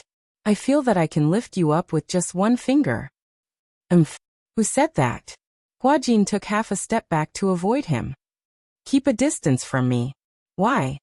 I feel a little uncomfortable standing next to you. Where are you uncomfortable? Gong Jie narrowed his eyes and asked meaningfully. Don't tell me you think that I can't do anything to you if you keep avoiding me? Gong Jie slowly enunciated each word as he enjoyed the sight of the man's uneasy expression. If I really want to do anything to you, you won't be able to escape. Just as Hua Jin was shivering, Yin Shishir's voice sounded. Little Jie. Gong Jie and Hua Jin turned around. Yin Shishir walked over and saw the two of them standing face to face. Am I disturbing you? Hua Jin quickly waved his hands. No. Gong Jie put his arm around Hua Jin's shoulder and looked at Yin Shishir with a gentle smile. What's the matter? Let's go to the restaurant for dinner. Then I'm going to the hot spring. Okay, you go first. We'll be right there. After Yin Shishir left, Hua Jin immediately pushed him away and brushed his shoulders in disdain. He didn't waste time talking to him and chased after Yin Shishir. Gong Jie curled his lips into a smile as he watched his fleeing figure. There wasn't anything special about dinner. It was just that it was a revolving restaurant on the mountainside, so the scenery was not bad. After dinner, Yin Shishir urged them to bring their swimsuits and agreed to meet at the hot spring. The hot spring was very big. There were a total of 10 hot springs in the hotel, and only the hot spring that Yin Shishir had booked had the best scenery, and was in an exclusive location. The hot spring was a mixed bath. There was a very big pool and 2 very small pools on both sides. They were a red wine pool and a small fish pool. Gong Jie and Mu Yaja changed into their swimsuits and went to the hot spring first. When they entered the pool, they saw that Liang Yin had also changed. However, she was a little slow as she walked to the hot spring and covered her chest with her hands. Chapter 38-80. For some reason, she felt like a pretty girl from a humble family. This was obviously a subconscious action of a woman when she saw the opposite sex. Although she knew that she was a man now, she was still not used to the fact that her upper body was bare. Hua Jin had so many swimming trunks, but Liang Yin bought a pair of boxer trunks that could cover more of her body. However, compared to Liang Yin, she was still considered lucky. The most awkward person was Hua Jin.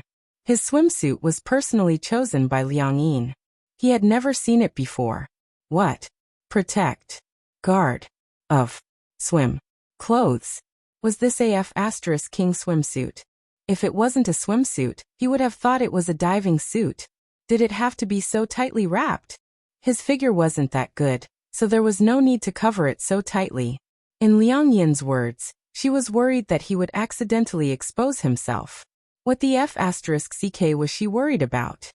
She didn't have to choose such a tight one, did she? This was practically a diving suit. When Hua Jin changed into his swimsuit and walked out, Yin Shirshir was sitting by the hot spring and drinking water. When she saw him wrapped up so tightly, she swallowed a mouthful of water and almost choked. Oh my God! Yin Shirshir widened her eyes in shock. Liang Yin, you're not wearing a swimsuit, are you? Aha! Xiao Yichen burst out laughing and pointed at Hua Jin. We're here to soak in the hot spring, not to dive. Those who don't know would think that we're diving in the Maldives. Hua Jin cleared his throat awkwardly and walked into the hot spring gloomily. He found a corner and sat down. He had nowhere to vent his frustrations. It was so tight that it was uncomfortable to wear. It was stuffy and hot. Most importantly, the water in the hot spring was very hot. Coupled with such a tight swimsuit, it was like wearing a thick quilted jacket in a sauna. He felt like he was going crazy from the heat. Liang Yin was also a little annoyed. She also realized that the swimsuit she had chosen was too heavy, so heavy that it was a little exaggerated.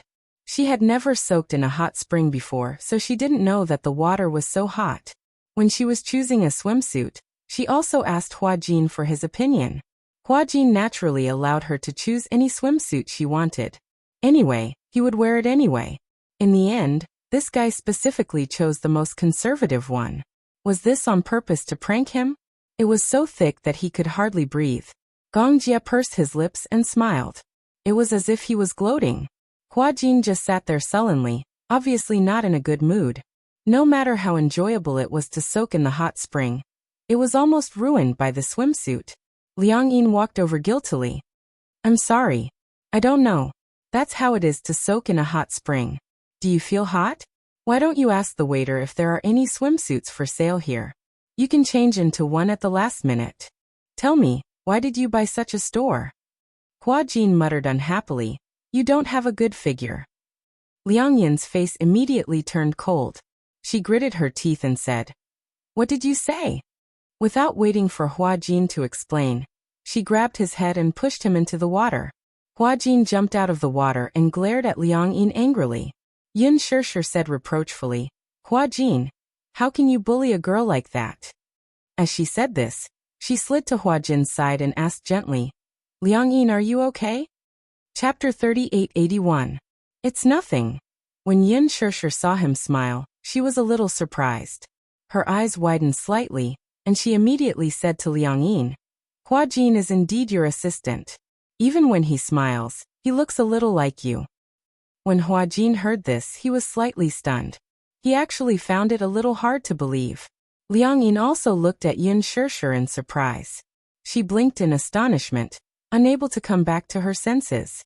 Yin Shirshir was completely unaware of the smiles between Hua Jin and Liang Yin. She purely felt that when Liang Yin smiled just now, it was extremely similar to how Hua Jin usually smiled at her. Hua Jin was extremely touched. He didn't expect that even though he had changed into a different appearance, she would still remember. Hua Jin suddenly remembered what Xiao Yichen had said to him back then. When I stand next to you, no matter who it is, even Daddy, if they don't look at our height, it'll be difficult to tell us apart at a glance. However, Mommy will be able to tell which one is you and which one is me. Isn't that a very magical thing? At that time, Hua Jin had been impressed by Yin Shirshir's meticulous mind. However, he didn't expect that even if he wasn't Hua Jin, she would still be able to distinguish his shadow in another person. Hua Jin asked carefully, Do I really look like Hua Jin when I smile? Yeah, very much. Yin Shirshir glanced at Liang Yin and said with a chuckle, Every time Hua Jin smiles at me, his eyes are squinted into slits just like yours.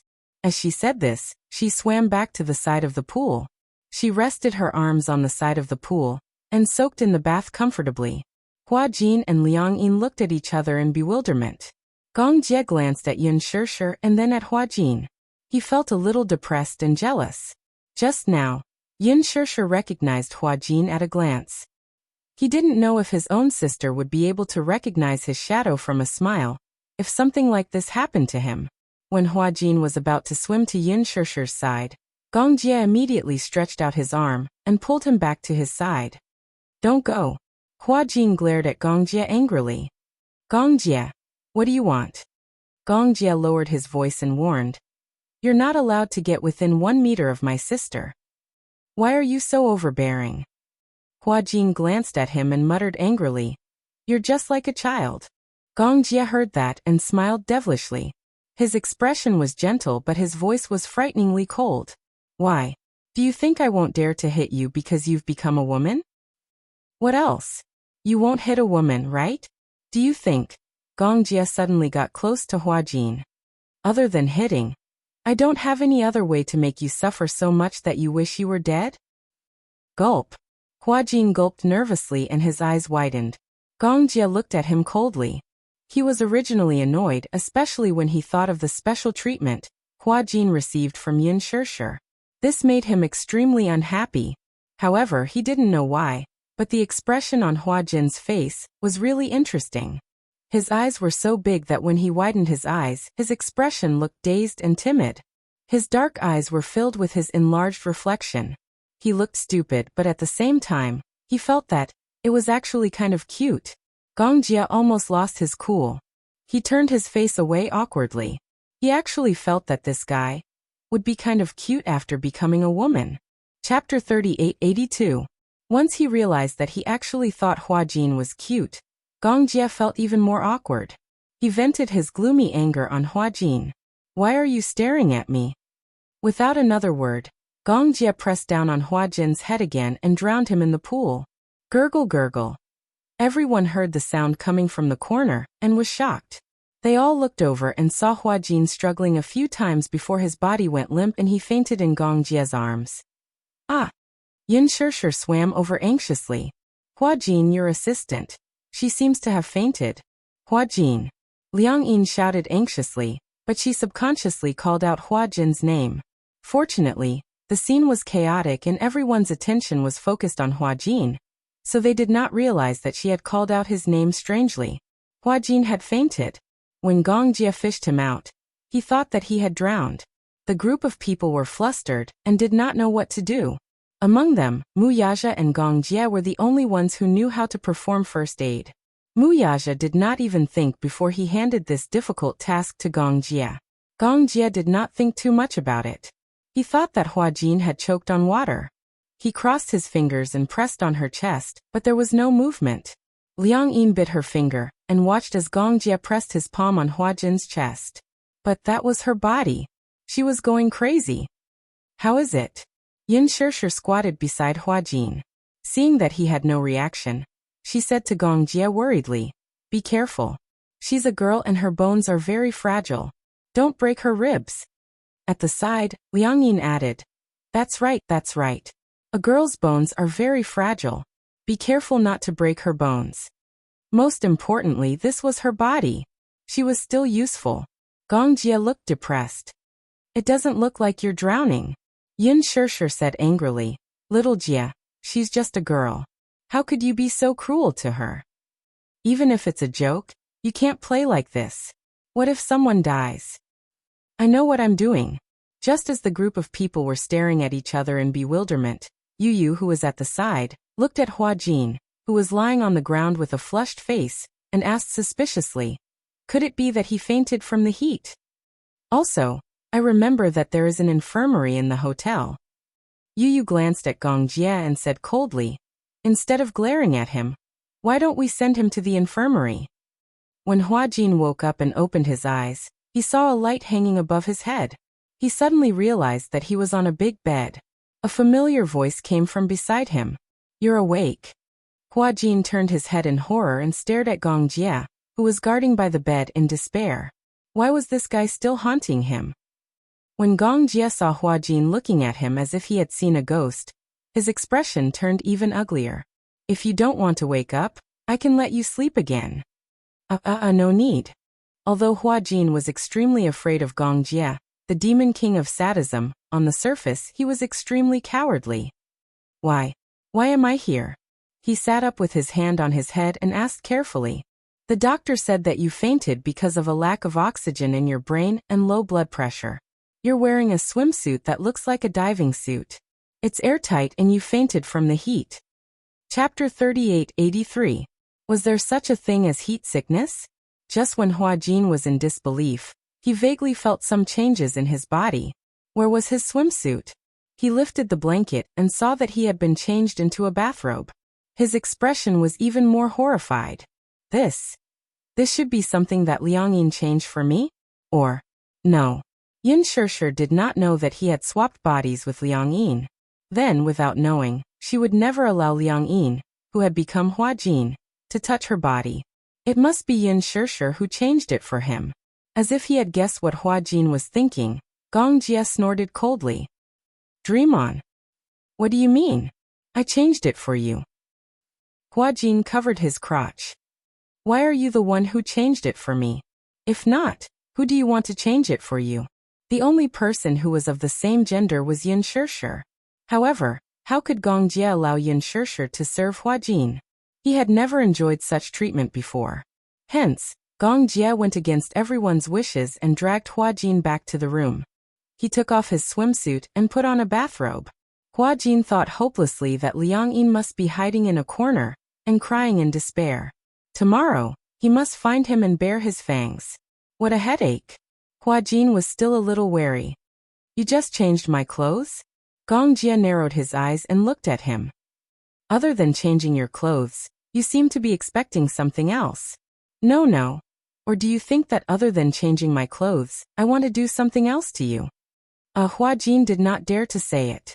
In reality, if a man and a woman were to be alone together, it would be hard for a hot-blooded man to not have any evil thoughts when he saw the naked young girl, right?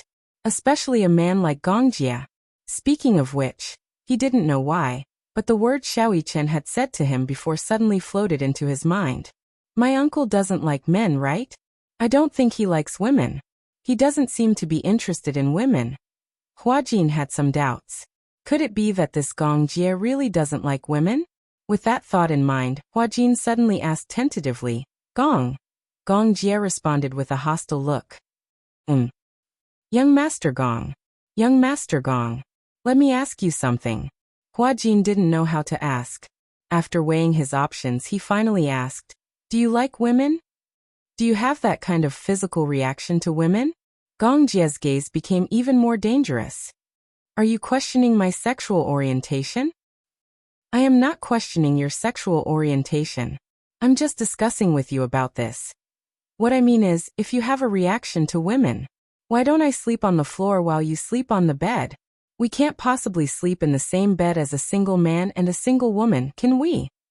What if you pounced on me? However, Huajin didn't dare to ask the second half of his sentence. Gong Jie heard this and revealed an extremely evil smile. He suddenly approached him. Huajin leaned against the headboard and stared at him nervously. Gong Jie's arms were on both sides of him. Through the slightly open collar of his bathrobe, his well-defined chest and the firm lines of his arms were clearly visible. His entire body was emitting sex-inducing hormones. Chapter 3884. Huajin was so stiff that he didn't dare to move an inch. It was as if he was facing a lion that was eyeing him covetously. If he moved, the lion would pounce on him in the next second. Save life? Gong Jie stared at his face and finally spoke. You're afraid that I'll take advantage of you? You're so concerned about my sexual orientation. Gong Jie's thin lips curled up slightly, making him look devilishly charming. Why don't I give it a try? He moved closer to him. Huajin almost shrieked out loud. Try what? Try to see if I have any reaction to women. Is there a need to try? Do you like men or women? Don't you know what you're doing? No. His gaze fell on Huajin's tightly clenched lips. Gong Jie smiled, revealing his snow-white teeth like a devil. It's rare for you to become a woman. You should at least experience what it's like to be a woman. Otherwise, you'll be wasting such a rare opportunity, okay? No. I don't want to. I don't want to experience this. Other people might not even have the chance to experience this. No. Believe me, 99% of straight men would never want such an opportunity. Is that so? Gong Jie had just raised his hand when Huajin nervously covered his shoulders, as if he was facing a formidable enemy. He glared at him coldly and suddenly curled his lips in disdain. The next second, his large palm held onto his head and pushed his body to one side. The next second, Hua Jin was kicked to the ground. He got up from the ground in a daze, looking as if he had been frightened. He lifted his head to look at Gong Jie on the bed, only to see that he had already lifted the blanket and covered himself with it. Before he laid down, Gong Jie glanced at him casually and sneered. Nothing happened. You seem very disappointed. Hua Jin stared at Gong Jie in a daze as he lay down. He didn't dare to make a sound. Was the devil going to sleep? That's great. He was finally liberated. Hua Jin tiptoed to the door. When he turned around, he saw that Gong Jie's back was still as usual, as if he had really fallen asleep. Only then did he let his guard down. He opened the door, walked into the living room, and sat down on the sofa. Hua Jin finally felt a little more relaxed after being in a room away from the great demon king. Perhaps it was the relaxation after being overly nervous. All the muscles in his body suddenly relaxed. He slumped onto the sofa like water, but he still had lingering fears. This vacation was like a tribulation. When he thought about how he still had 3 days of vacation before he could return to the set, and how he would have to live under the same roof as Gong Jie for the next 3 days, he felt hopeless. God bless him. I hope that in the next 3 days, he will get along with Gong Jie peacefully. Amen. Forget it, let's sleep. After a day's journey, coupled with the incident at night, and being hit by Gong Jie, he was exhausted. The heater was on in the room, so he didn't feel cold. Hua Jin casually pulled a blanket and carefully covered his stomach before he fell asleep on the sofa.